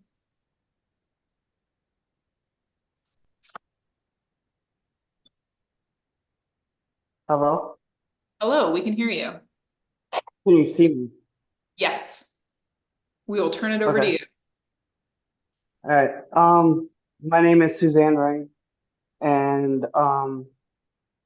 in 1998, I got in trouble with the law, with burglary, which is a Class C felony. I was just out of high school, and I was hanging around the wrong crowd, the wrong people. I got myself into some bad situations with drugs and alcohol. And people who I was hanging around with were just no good for me. So I got in trouble with burglary and stuff. And that was in 1998. And then in 2000, got in trouble with forgery, artery stuff. So I got sentenced to 30 days, but I got revoked.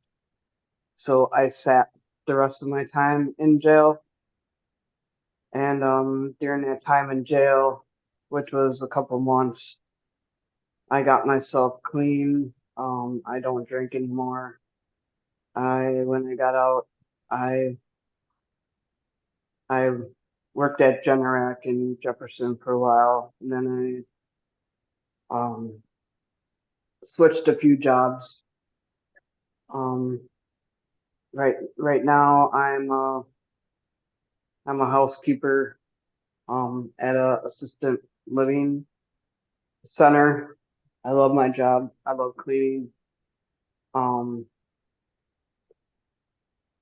I'm the type of person, if someone needs help, I'm there. During my off time, I volunteer a lot at humane societies.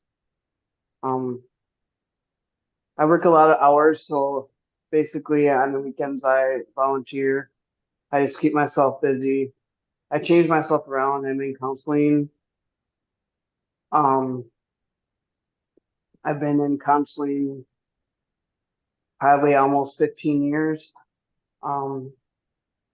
it just helps me get stuff off my chest. And that way I don't keep it all inside. And um, I just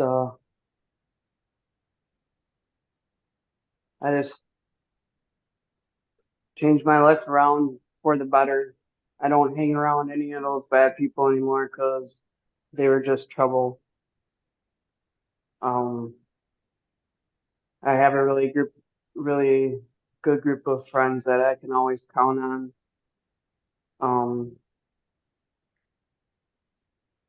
Yeah. Thank you, Ms. Ring. We'll open it up to questions from board members. Does anyone have questions for Ms. Ring? Judge Cremers. Good afternoon, Ms. Ring. Ms. Ring, it's a little unclear to me, but it looks like you have had some harassment restraining orders granted against you? Yes, sir. In like 2005 and even one as late as 2022. Is that correct? 2022. That's actually that was dismissed. That my wife and I, we were separated at that time, and it was just so that I went and lived with my family for 4.5 months, and I actually, can you see me? Yes. Okay. I actually at that time I checked myself into Rogers. I hit a really bad spot with my mental health, and she took the restraining order off after a couple of weeks. I see. And what about 2005 and 2006? Was that also your wife that filed for those? Or is that somebody else? Somebody else. Who was that? And 2005 was the next girlfriend. I kind of felt like I was kind of set up on that, but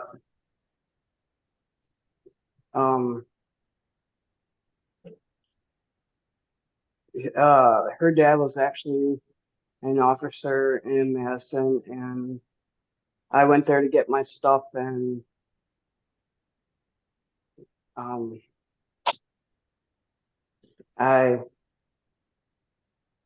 we got into a little argument, and when I left, I fell and I put a little hole in the door, which I didn't mean. And so she got all mad, and then, yeah, the cops are called and everything. But I do not talk to her anymore. I don't even know where she is. So since that day, I have not talked to her or seen her or anything. Why do you want a pardon? Why do I want a pardon? Well, for the stuff in the forgery and felonies, it's been over 20 years, and I just feel that I'm not that type of person anymore, and I changed myself for the better. I've actually, am seeing a counselor. I do go to support groups. I have a good group of friends that, if I'm feeling down or whatever, I can go to them and talk to them. My family is very supportive.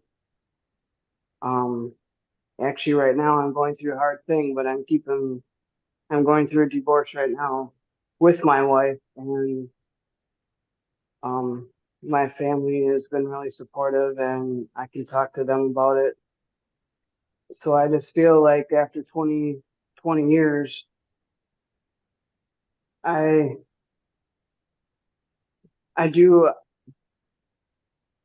I do want to travel, but I can't travel out of the United States. I just I've been wanting this pardon for a long time. And I just, like I said, I don't think that way anymore. I don't act like that anymore.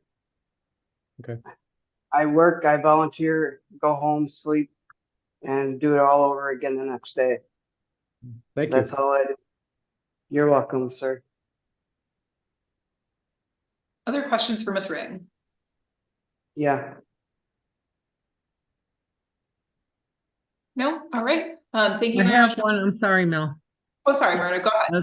I was kind of waiting for everyone else, but so your divorce, is that, amiable between the two of you? Did you both agree, or? Actually, we haven't. We go to court. We go to court in February. We do not talk right now. Everything is through our lawyers. So we go to court in February and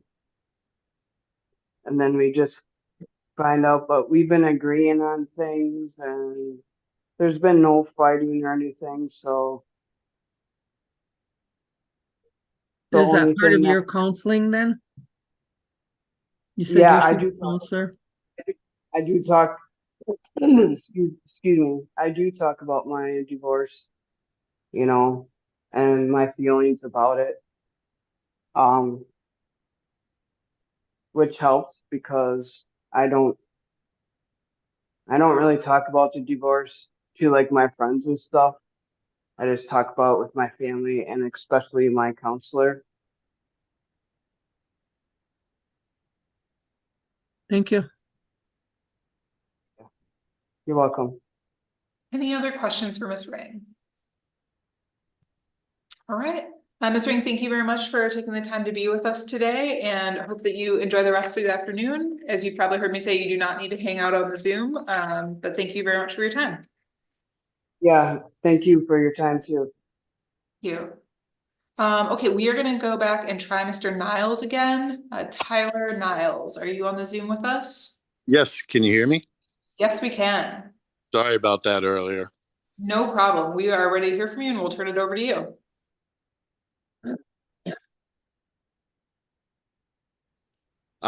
My name is Tyler Niles. I'm 50 years old. My felony is theft of animals. When I was like 21, I was down on my luck, needed money for rent. My roommate and I, we went and stole a few dogs, sold the dogs. My roommate, Corey Leeson, went back and stole the remainder dogs and then got busted. The cops then came to our place and I admitted to it, made arrangements with the police department on returning the dogs, with the arrangement with the police department to the owners on returning the dogs. We returned all the dogs but one. One dog Corey's sister had, and she was in Chicago at the time. And I made arrangements with them that he'd get the dog back when she got back. After that, I had told Corey I'm done with all this and moved away from my living situation and left it up to him since it was his sister. Quite a few months later, I got pulled over on a DUI and found out I had a warrant out for my arrest. The warrant was for the dogs, and I basically couldn't go back on it then. Went to court, did all my classes, fines, probation, and all that. Basically, been just wanting to get this behind me. It's kind of an embarrassment to myself. but let alone my job. I work in the energy field, so I travel all around United States.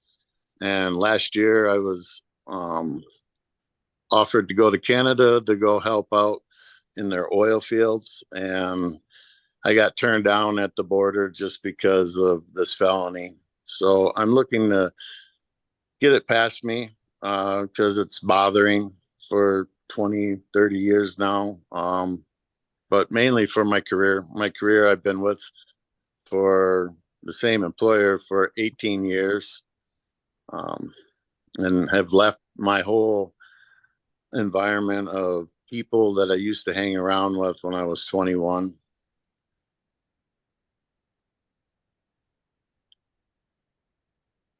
Thank you, Mr. Niles. We're just going to see if board members have any questions for you. Yep. Board, any questions for Mr. Niles?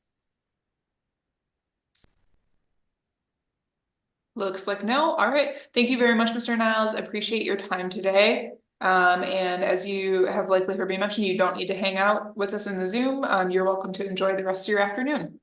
Thank you. Bye. All right. We will try Ms. Coleman again. Ms. Coleman, are you with us on the Zoom?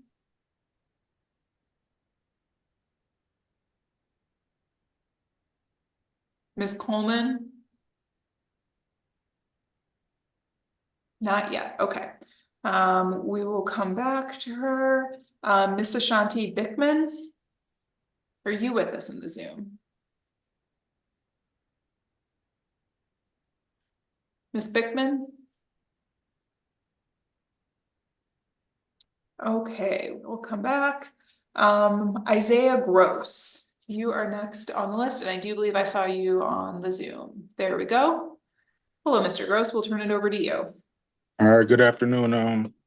First of all, I want to just thank you guys for the opportunity. And my name's Isaiah Gross, and I was convicted of possession of marijuana, possession of a controlled substance, and possession with the intent to deliver.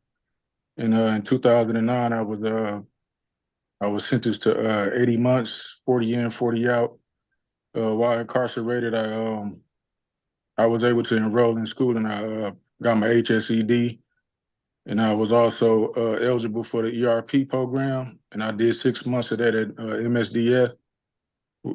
I completed that, and upon my release, I did the 4 years, and I done everything that was requested from my parole officer. I did the AODA assessment. I completed that. I also enrolled into MATC. For the 2.5 months CDL, what is that? The truck driving. I did the truck driving for 2.5 months. I completed that. I graduated at the top of my class. I also participated in a recreational program at Merrill Park for the troubled youth, kids around the area. And I did a couple of counseling sessions at Now Faith Missionary Baptist Church. And while I was incarcerated, I had a lot of time to, put things in perspective on what was important to me. And I come to realize, man, that my family was the most important thing. So I valued them so much to where I knew that the things that I'd done in the past, that I wouldn't repeat it. So I took that very seriously.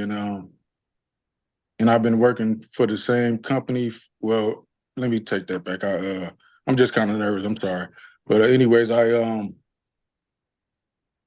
been doing the same profession for the past 10 years. I worked at the Nego Ready Mix for 8.5 years, and I'm currently employed at Smith's Ready Mix. And the reason for this partner is just for opportunity, just a chance to experience life with my family and a choice, with no stipulations. So. Thank you, Mr. Gross. We'll just open up and see if board members have any questions for you. Does anyone have questions for Mr. Gross? No? All right. I think that covers it then. Thank you very much, Mr. Gross. Appreciate you being here and being in conversation with us today. And you are free to enjoy the rest of your afternoon. All right, thanks. Thank you. Mhm. All right. I think we will try one more time. Oh, I think Miss Coleman is on the Zoom on the phone. Miss Coleman, are you with us? Yeah, yes, I am. Excellent. All right, Hello. we are ready to hear from you. Okay, my name is Lisha Coleman. I'm 34. I just turned 34. I ended up having retail theft on my name for a while. I think my felony retail theft was caught in, I want to say 2012, 13 or so. I can't lie, I did like to steal back then. I don't do that anymore.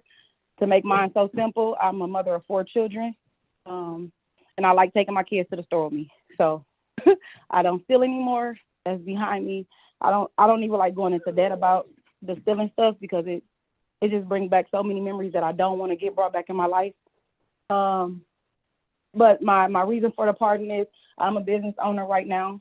I own my own child care center, which is Tigers and Toddlers Child Care Center. I've been doing it for 2 years now. Just made 2 years in January. And I wasn't able to put the license in my own name. I wasn't able to put my daycare, my first business, in my own name because of this felon that's on my name. So I had to end up going to put it in my husband's name. Yes, I am married with the same man. I've been with this man for 17 years. And I wasn't able to put my child care, my first business, in my name due to this. So I'm in tears right now. I'm just trying to change my life. My children are getting bigger. That was behind me. I literally had 2 kids at the time, so I was really trying to, make ends meet with them, trying to find a fast hustle. I haven't stolen over. My daughter is 10 now. She just turned 10, so I haven't stolen in over 11 years. I don't even get the urge of stealing no more.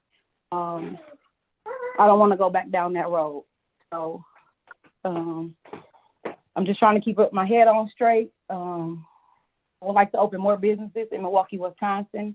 I'm trying to open my own little Goodwill store for the people that's not fortunate enough to even go to the store and buy anything. So I'm trying to do that. I can't do any of that with this on my name. So that's the whole reason for my pardon. I have a lot of vision in me. I don't know. I don't even know what to say. I'm just trying to change my life. I'm just trying to change my life. As you can hear, I got a baby in the background now because I'm at work on a snow day. So really all I am trying to do is make ends meet with my kids right now and us just live happy. So I pray that I get my pardon. And that is it. Thanks, Ms. Coleman. Let's see if board members have any questions for you. Questions from the board. Reverend Hancock. Ms. Coleman, you said that you were shoplifting in order to get stuff for your 2 kids. How are those kids doing now? They are good. They are wonderful. My oldest son, he's 17, and my oldest daughter is 16 right now. They go to Shorewood. They in school district of Shorewood. One of my sons, my youngest son right now, is the prospect of Shorewood for basketball.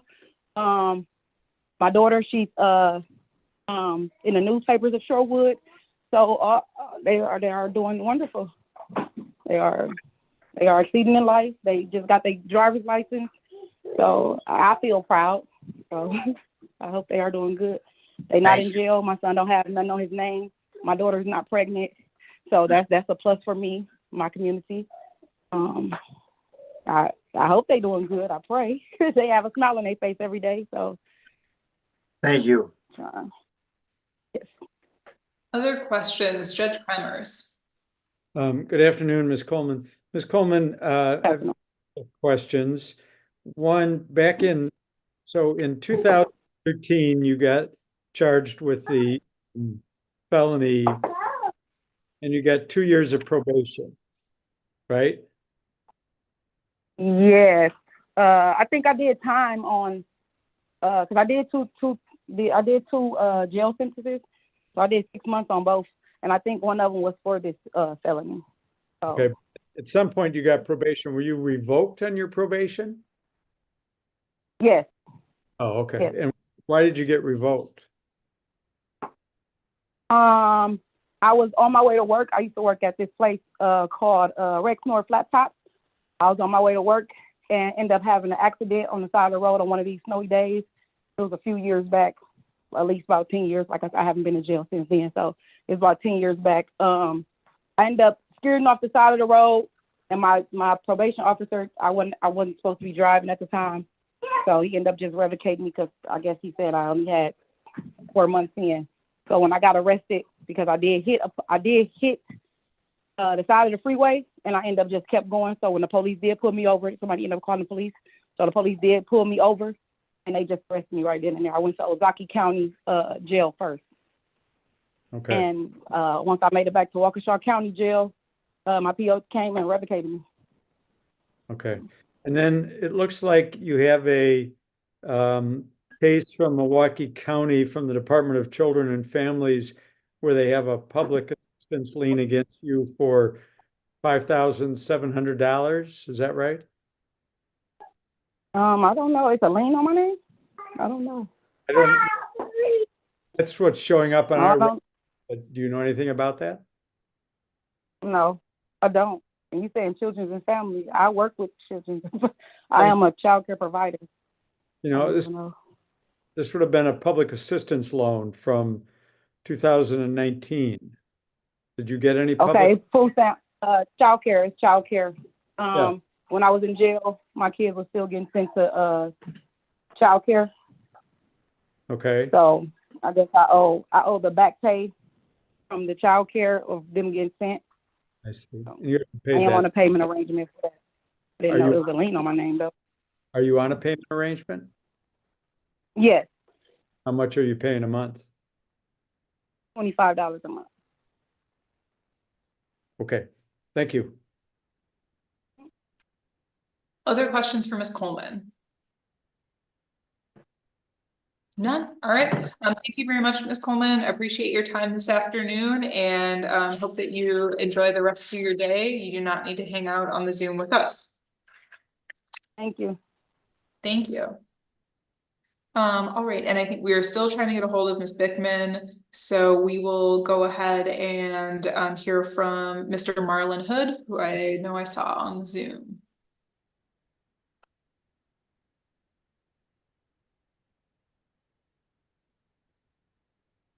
Nope, I don't think we can hear you, Mr. Hood.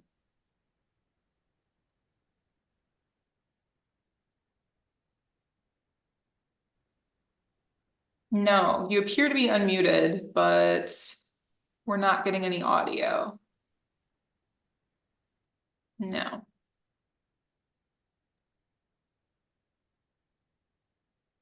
No. Okay, we can reach out and try to help you troubleshoot that. And just come back to you. How about that? Okay. Oh, wait. Did I just hear you? No. Was it now? Yeah, you're just very quiet now. Oh, sorry. Here, let me turn. I'm sorry. Here we I have go. a class going on. What about now? Perfect. Yes, great. Excellent, Mr. Hood, we'll turn it over to you. Okay. So, excuse me. First and foremost, guys, I beyond nervous. Might I add here. But first, I just want to thank God for just giving the board the capacity for you guys to listen to myself and the rest of the others that's here. I do want to say good luck to everyone as well as myself.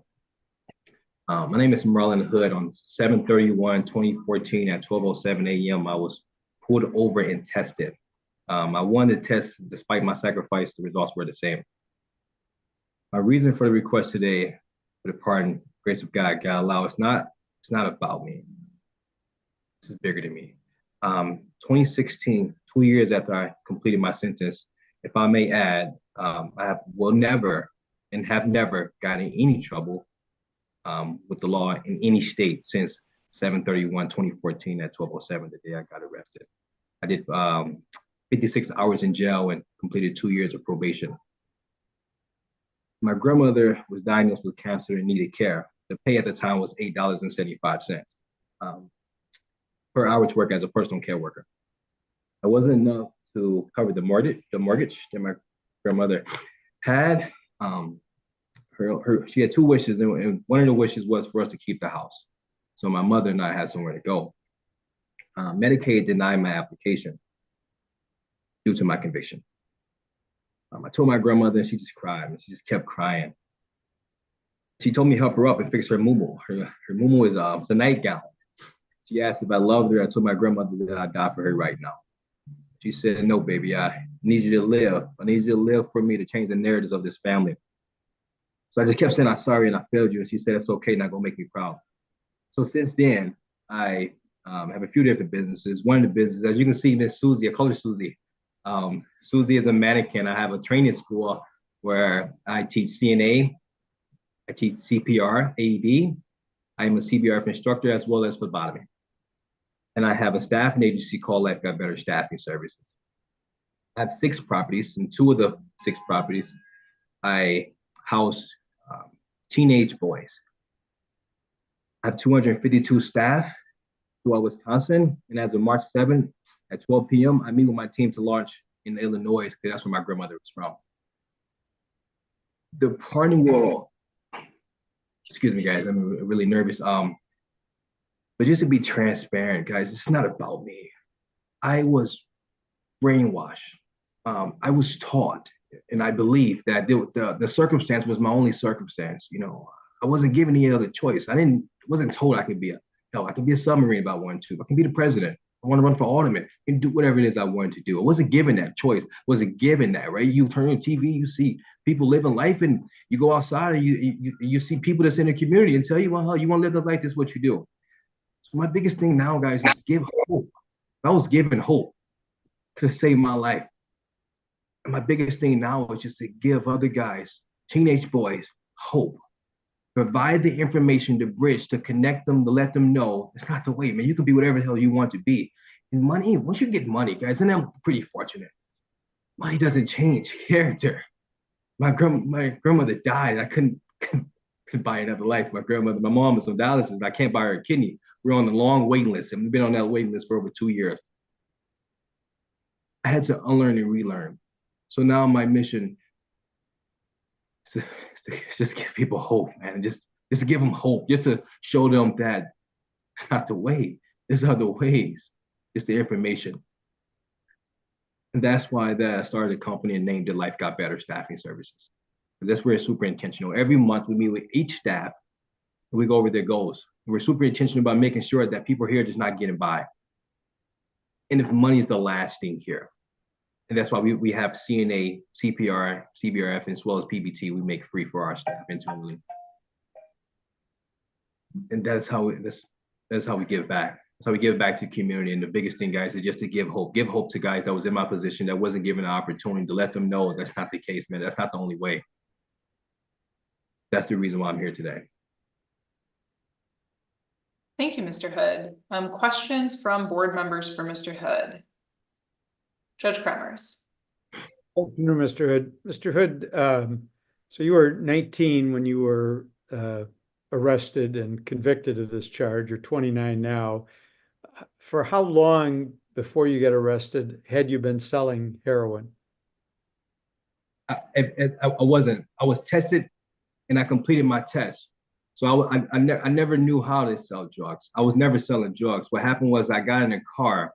In the car that I borrowed, the drugs were in that vehicle. So I was tested, meaning that I had a choice. And I thought that if I didn't say anything, then it'll go away. But it didn't work that way. I was brainwashed. Everything that I was taught wasn't the truth. Wait a minute.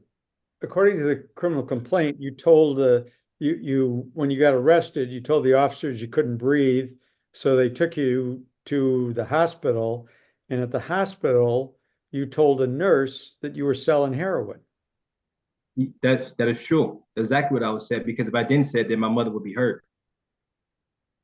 Well, I don't understand. So you told the nurse at the hospital you're selling heroin, but you weren't selling heroin? That's correct. So what I did was I was tested, meaning that if I told the truth, then my parents, my mom, my grandmother who stayed in that community, that neighborhood, would have been hurt if I told the truth. So I had no other choice but to run with the story. I'm still not clear.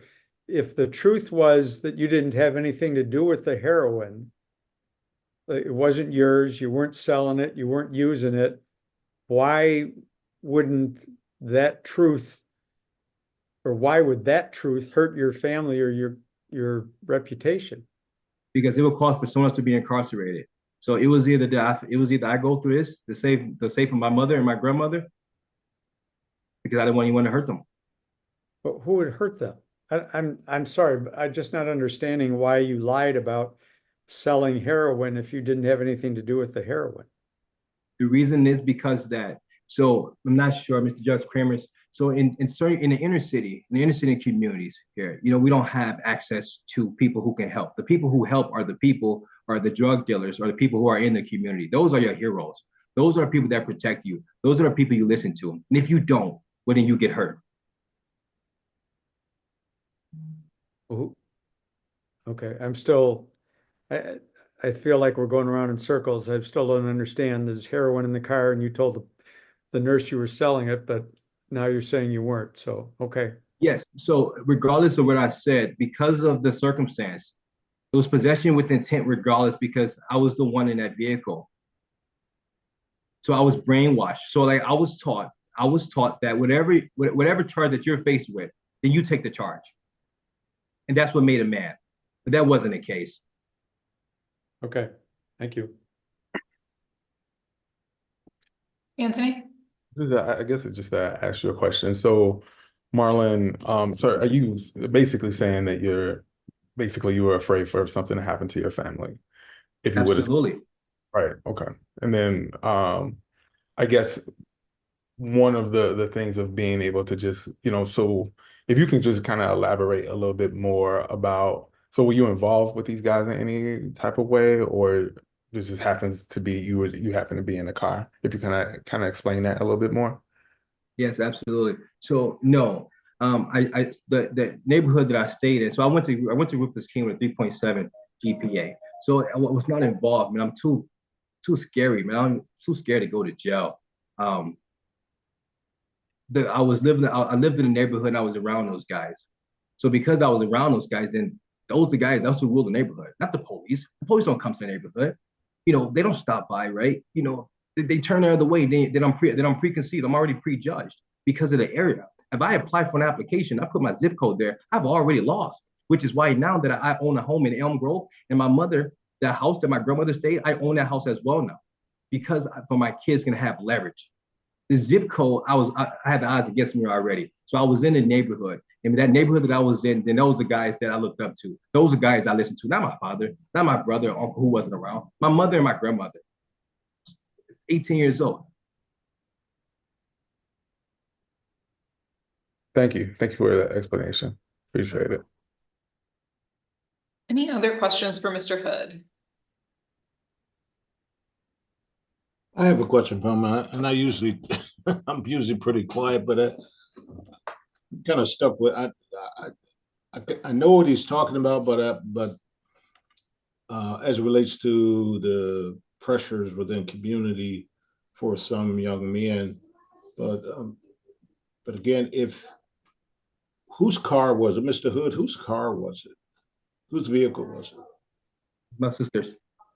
I'm sorry? It was my sister's. It was your sister's vehicle? Yes, sir. Okay. So you're saying that you just fell on the sword to protect your family?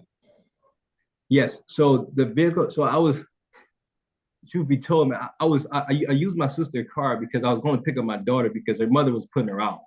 And also she stayed on 45th and Burleigh. I'm not sure if you guys are from the Milwaukee area, but I pulled over on 40th and Burleigh. My daughter's on 45th and Burleigh. I'm like, man, it's a little girl. I'm not letting her get put out. So I took the risk. But the car, actually, my sister always dated drug dealers. So I fell on the sword for the sake of my family. I wasn't going to put my family at risk. Oh, your sister was dating a drug dealer? Yes. So that's how I had no idea. I only got in the car. That's crazy. Yeah, I get that part. Okay. So your sister, so the drugs belong to your sister or maybe her boyfriend or whatever. You got pulled over, drugs in the car, And so you told the police or you told the nurse that that they were yours. Yes. And you did that so you wouldn't tell on your girlfriend's, I mean on your sister's boyfriend. I didn't know who it was. I didn't say anything because if I say anything, then after the investigation, well then my mom, my grandmother, we already homeless. My grandmother was about to die. I'm the one, I can protect myself, nor can I protect them. I did what I had to do. I hear you. Okay. Thank you. Any other questions for Mr. Hood? All right. Thank you, Mr. Hood. Really appreciate your time with the board today and answering all our questions. As you probably heard me tell other folks, you don't need to hang out with us on the Zoom for the rest of the afternoon, but you can expect to hear from the office either way in about a month or two. Thank you so much. Thank you guys for your time. Thank you. All right. So let's see. I do think that we have Miss Beckman or Miss Bickham. Sorry. Miss Bickham on the phone now. Yes, I'm on the line. I was trying to come in on video as well, but it's not working for me. Like it's trying to connect. That's okay. We've been having lots of tech issues today. So I'll blame the weather, but we're happy to go by phone. So I will turn it over to you. Okay, because I can see you guys. It's not opening up for me. So hopefully it doesn't mess the call up.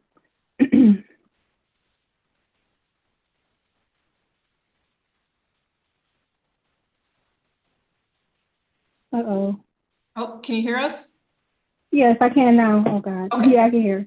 Okay, so we're gonna ask you to spend about the next 3 minutes telling us about the offense you're seeking a pardon for, your sentence and how it went, kind of what you've done since, and then why you're seeking a pardon and why you think you should be granted one. And then after about that 3 minutes, we'll see if board members have any questions for you.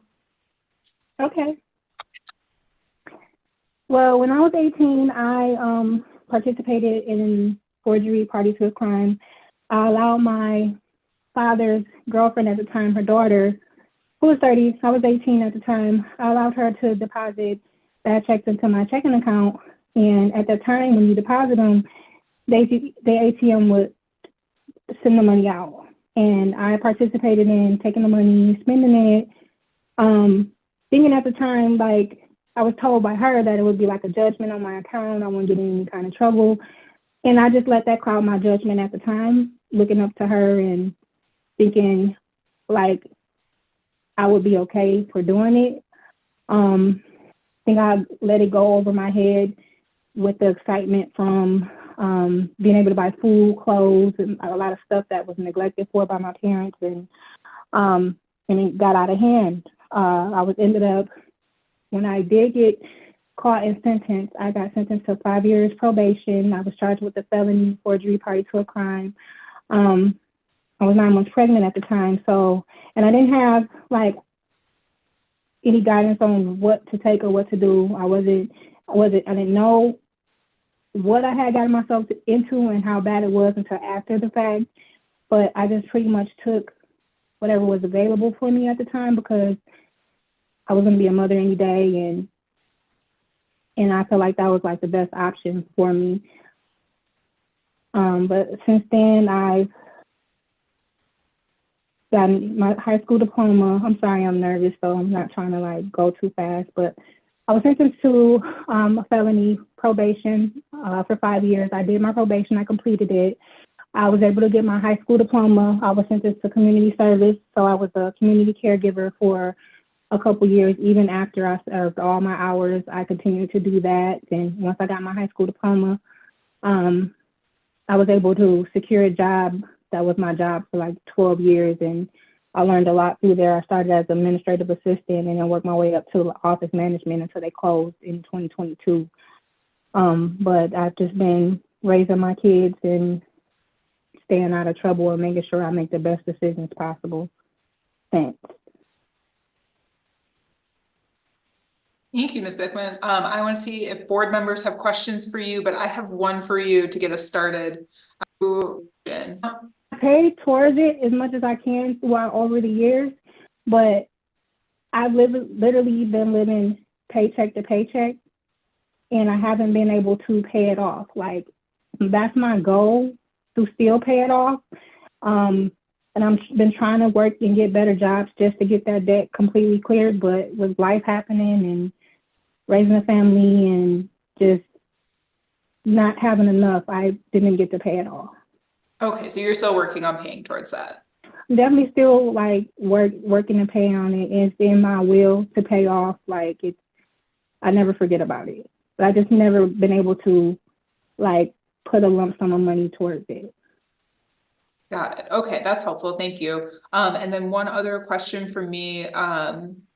There is a Milwaukee County unemployment compensation claim, overdrawn benefits for about $4,000 from 2023 online that looks, it's a similar, if not identical name to yours. Is that yours? Do you have an open unemployment compensation claim that you're working on paying back as well? That is mine, and that's being currently paid for as well right now. And I did talk to them.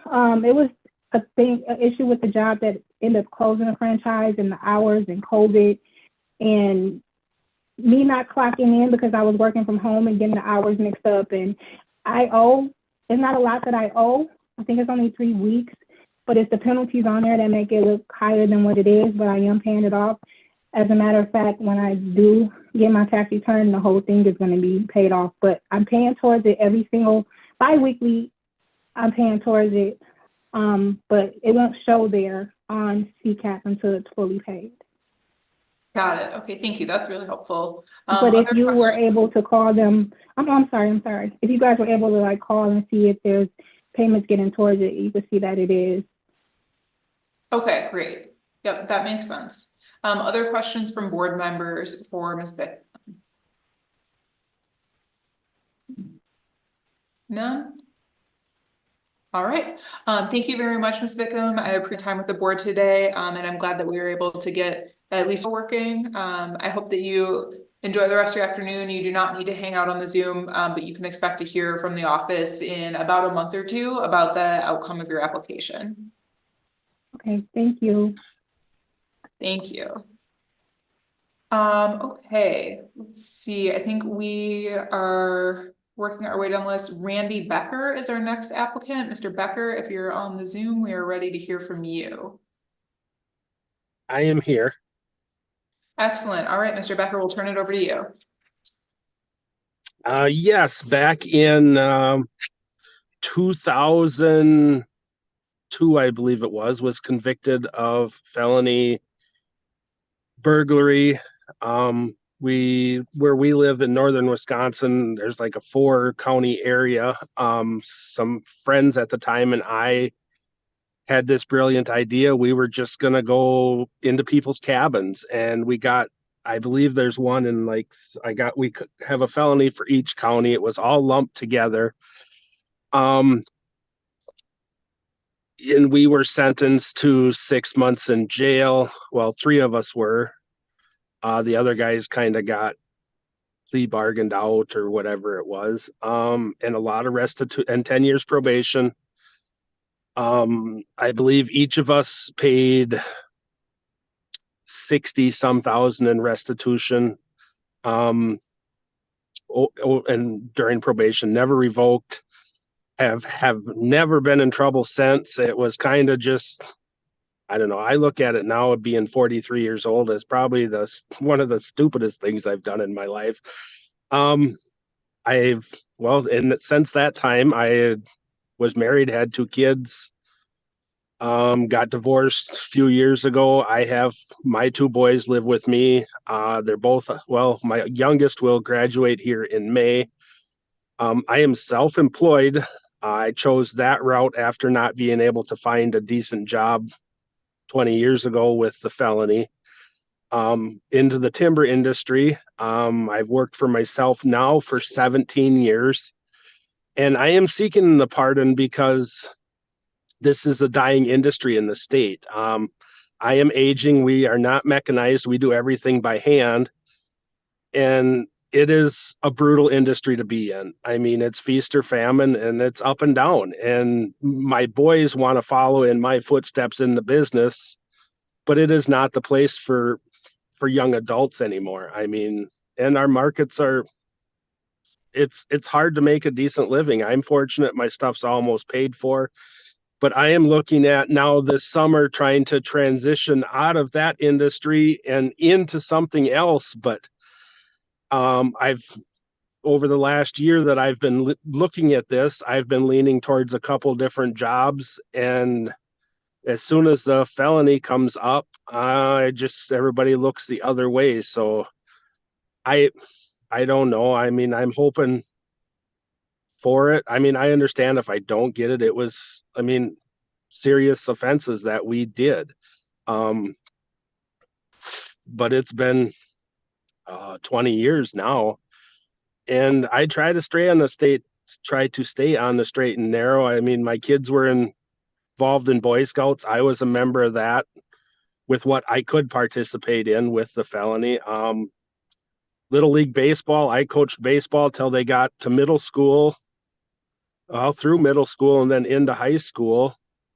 Now my new girlfriend, she has younger kids that play baseball, and I kind of want to follow the same thing and help them out and whatnot. But she's from a little different, we're up here in small town America, up here in northern Wisconsin, and she's, I don't know, between Madison and La Crosse down there, and they look at it a little differently. And I don't know, people are they're pretty judgmental nowadays, and they don't want to overlook anything. And so that is why I am seeking, another reason for seeking the pardon. But yeah. Okay, thank you, Mr. Becker. Let's just see if there are any questions from the board. Judge Kremers. So how old are your sons? Hello, Mr. Becker? Yes, my oldest will be 20 in March, and my youngest will be 18 in July. And they both live with you? Yes. Do they hunt? Not a little bit. That hasn't, being that we archery hunted, I mean, that's kind of what we do, because I mean, I haven't been able to have the gun, so it hasn't been it's not a big factor of life. They do a little bit with their friends, but that's even not what it used to be back when I was a kid anymore. Do they have rifles? No. A lot of video games, which I don't like, but what do you do? Oh, they don't have hunting rifles? No. You haven't posted pictures of them with rifles on Facebook? Well, yeah, my son does have, he got one, 2010, 13 maybe. You got one what? A deer rifle for Christmas from his mother and grandmother. Oh, he has a rifle. Well, his mom has it. Oh. So you don't have any rifles of theirs in your house? No. Thank you. Any other questions for Mr. Becker? All right, hearing none. Thank you, Mr. Becker. Appreciate your time and sharing with the board today. And you do not need to hang out in the Zoom. You're free to enjoy the rest of your afternoon. And thank you again for spending the time with us. Okay, thank you. Thank you. Sean Breitenbach is our next applicant. I believe I saw on the Zoom. Mr. Breitenbach.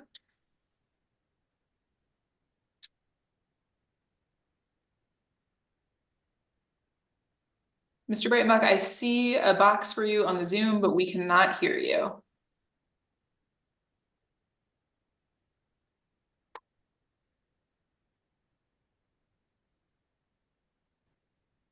Mr. Breitenbach, if you can hear us, we are ready to hear from you.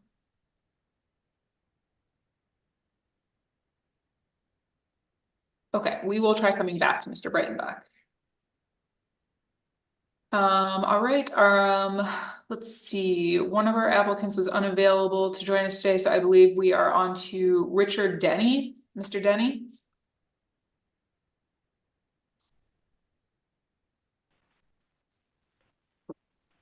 I'm here. Hi, Mr. Denny. All right, we are ready to hear from you. We're going to ask you to spend about 3 minutes just giving us a summary of those questions you were sent in advance, and then we will see if the board has any questions for you. All right. Well, first of all, I'm 81 years old. I graduated from Iowa State in forestry, and I fought forest fires for 35 years, including smoke jumping out in Fairbanks and Missoula, Montana, and so forth. I moved here in the around 1980. I got divorced. I had a young lady come live with me, and turns out she came down with breast cancer, and she didn't have any insurance, and I did a foolish thing. I took money from the state of Wisconsin to pay those bills, and I don't mean that as a justification for doing it, because there was nothing right about what I did. I wound up receiving a 9-month sentence, which I served at home on a bracelet and under the Hubbard program, where I went to work every day. I had about $40,000 restitution, which I have taken care of for quite a while ago. And I was also given several hundred hours of community service, which I took care of, most of it by building wood duck boxes for wild wood ducks to nest in. And I also did some umpiring for the high school and so forth, voluntarily for the high school baseball, softball. Since that time, the last 18 years, I have done about 100, 120 games almost every year of high school baseball, softball, and then tournaments during the summer. I worked at Louisiana Pacific after I lost my job with the DNR, and it was a 4 12-hour days on, 4 12-hour days off, and I put in approximately 1,100 to 1,200 hours overtime almost every year for the 7 years I was there, and I did that to take care of the restitution, which I had to take care of. And I would just like to get back to a normal life. I've got a grandson that's 22. My son is 40. We always liked to hunt. At least my son and I did. I've never hunted with my grandson because I wasn't allowed to have any weapons. So we did bow hunt some. And I'd like to be able to go up to Canada and travel without living a normal life again. Thank you, Mr. Denny. We'll go ahead and see if the board has any questions for you. Yeah, you should have a letter there from my employer. I've been working there for 18 years, and she faxed it down, or not faxed it, but she emailed it down last Tuesday. Okay, we will check for that. It looks like we have a couple of questions. Reverend Hancock. Mr. Denny, yeah, we did have that letter, and it was very supportive of your application. How did you have access to the money you stole from DNR? I put on training sessions. I traveled the country, put on training sessions, and I collected the money at the sessions that I put on. And there wasn't a very good control over it at the time. And like I said, I don't justify what I did, and I gave in to pay, just to take care of the medical bills. And again, So what were these sessions you were putting on? They were forest firefighting courses. That's when I moved here. My job for the DNR was sponsored by the U.S. Forest Service, and I traveled the country and put on the National Forest Fire Training courses. And then whenever they had big fires out west, I'd go out and work on the overhead teams. Okay, and so at these training sessions, people would sign up, and it would cost, I don't know, $40 or $50, and they'd pay cash, and you kept the cash. Yes, sir. That's about what happened. And Okay, thank you.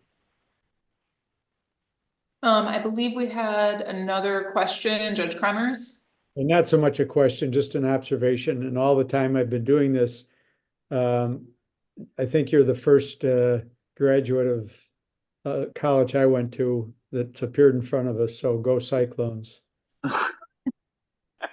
Thank you. A little bit older, but same school. Yeah, they won the other night against the #2 team in the nation. I saw that. It's a great game. Yeah. Excellent. Any other questions for Mr. Denny? I have a question. When, Mr. Denny, was the last time you went hunting? About 5 years ago, but it was bow hunting. I gave all my guns to my son, and he's had them ever since. And of course, I couldn't buy one. But anyway, he got the only guns I had at the time. But that's all I've done is bow hunted for, oh my goodness, a long time now. The last year I hunted with a rifle was just before I got sentenced. Okay, so you have not, as you said, you hunted the last 25, including the last 25 years. You said all your life you've been hunting. Pardon me, ma'am? Your papers say you've been hunting all your life. That is correct. But it was bow hunting after I couldn't rifle hunt. And when was it? Mainly deer hunting. Okay. Any other questions for Mr. Denny? None? All right. Thank you very much, Mr. Denny. As you may have heard me tell other folks, you don't need to hang out on the Zoom. You're welcome to log off, enjoy the rest of your day. And you can expect to hear from the office about the status of your application in about a month or two. All right, and thank you very much for giving me the opportunity to express myself and to apply for this pardon. Of course, thank you. Thank you. All right, and then Mr. Breitenbach is our last applicant of the day, and I think we have figured out his audio issues, or at least we're going to give it a try. Mr. Breitenbach, can you hear us?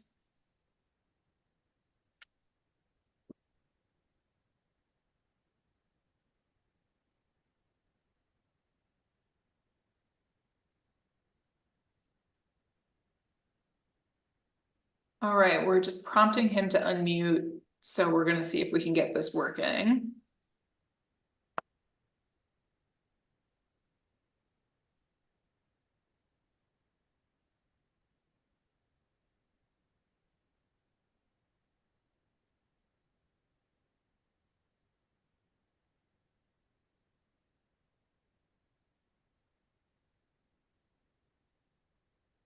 Okay, I think we'll try giving you another call, Mr. Breitenbach, if you can hear us. So if you get a call from an unknown number in the next couple seconds here, please try answering that so we can see if we can get your audio working.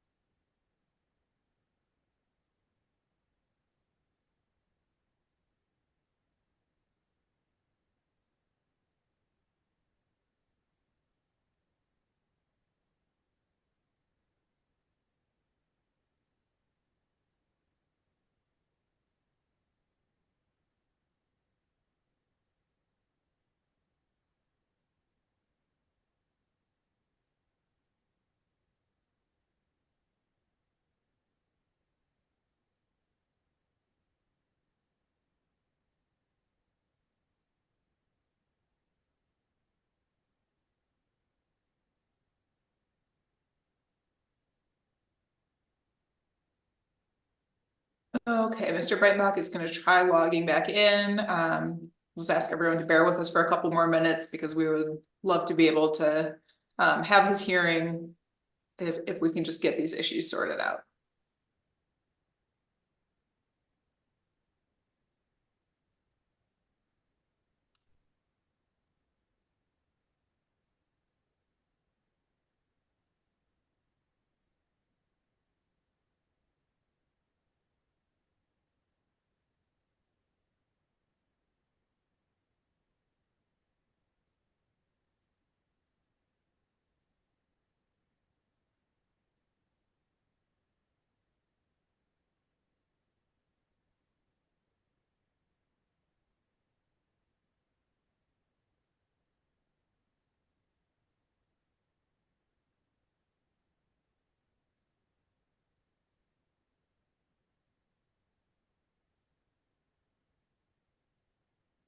Okay, we are gonna take just a 3-minute break and try one more thing. So board members, I'm gonna ask you to stick around, but I will mute myself and maybe go off camera for a minute. If we can't get this figured out in the next 3 minutes or so, we will reschedule with Mr. Breitenbacher, but we are a bit ahead of schedule, so we're gonna see if we can get it taken care of today. Just have him call in. We tried, and we tried calling him. So I'm not sure what's going on, but we'll try one last thing.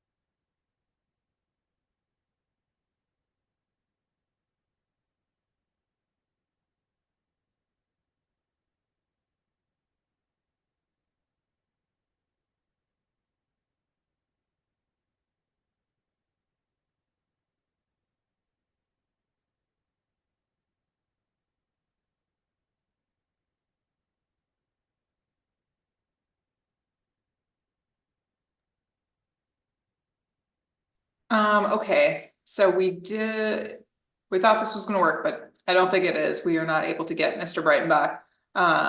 So I think we will reschedule him for our next hearing.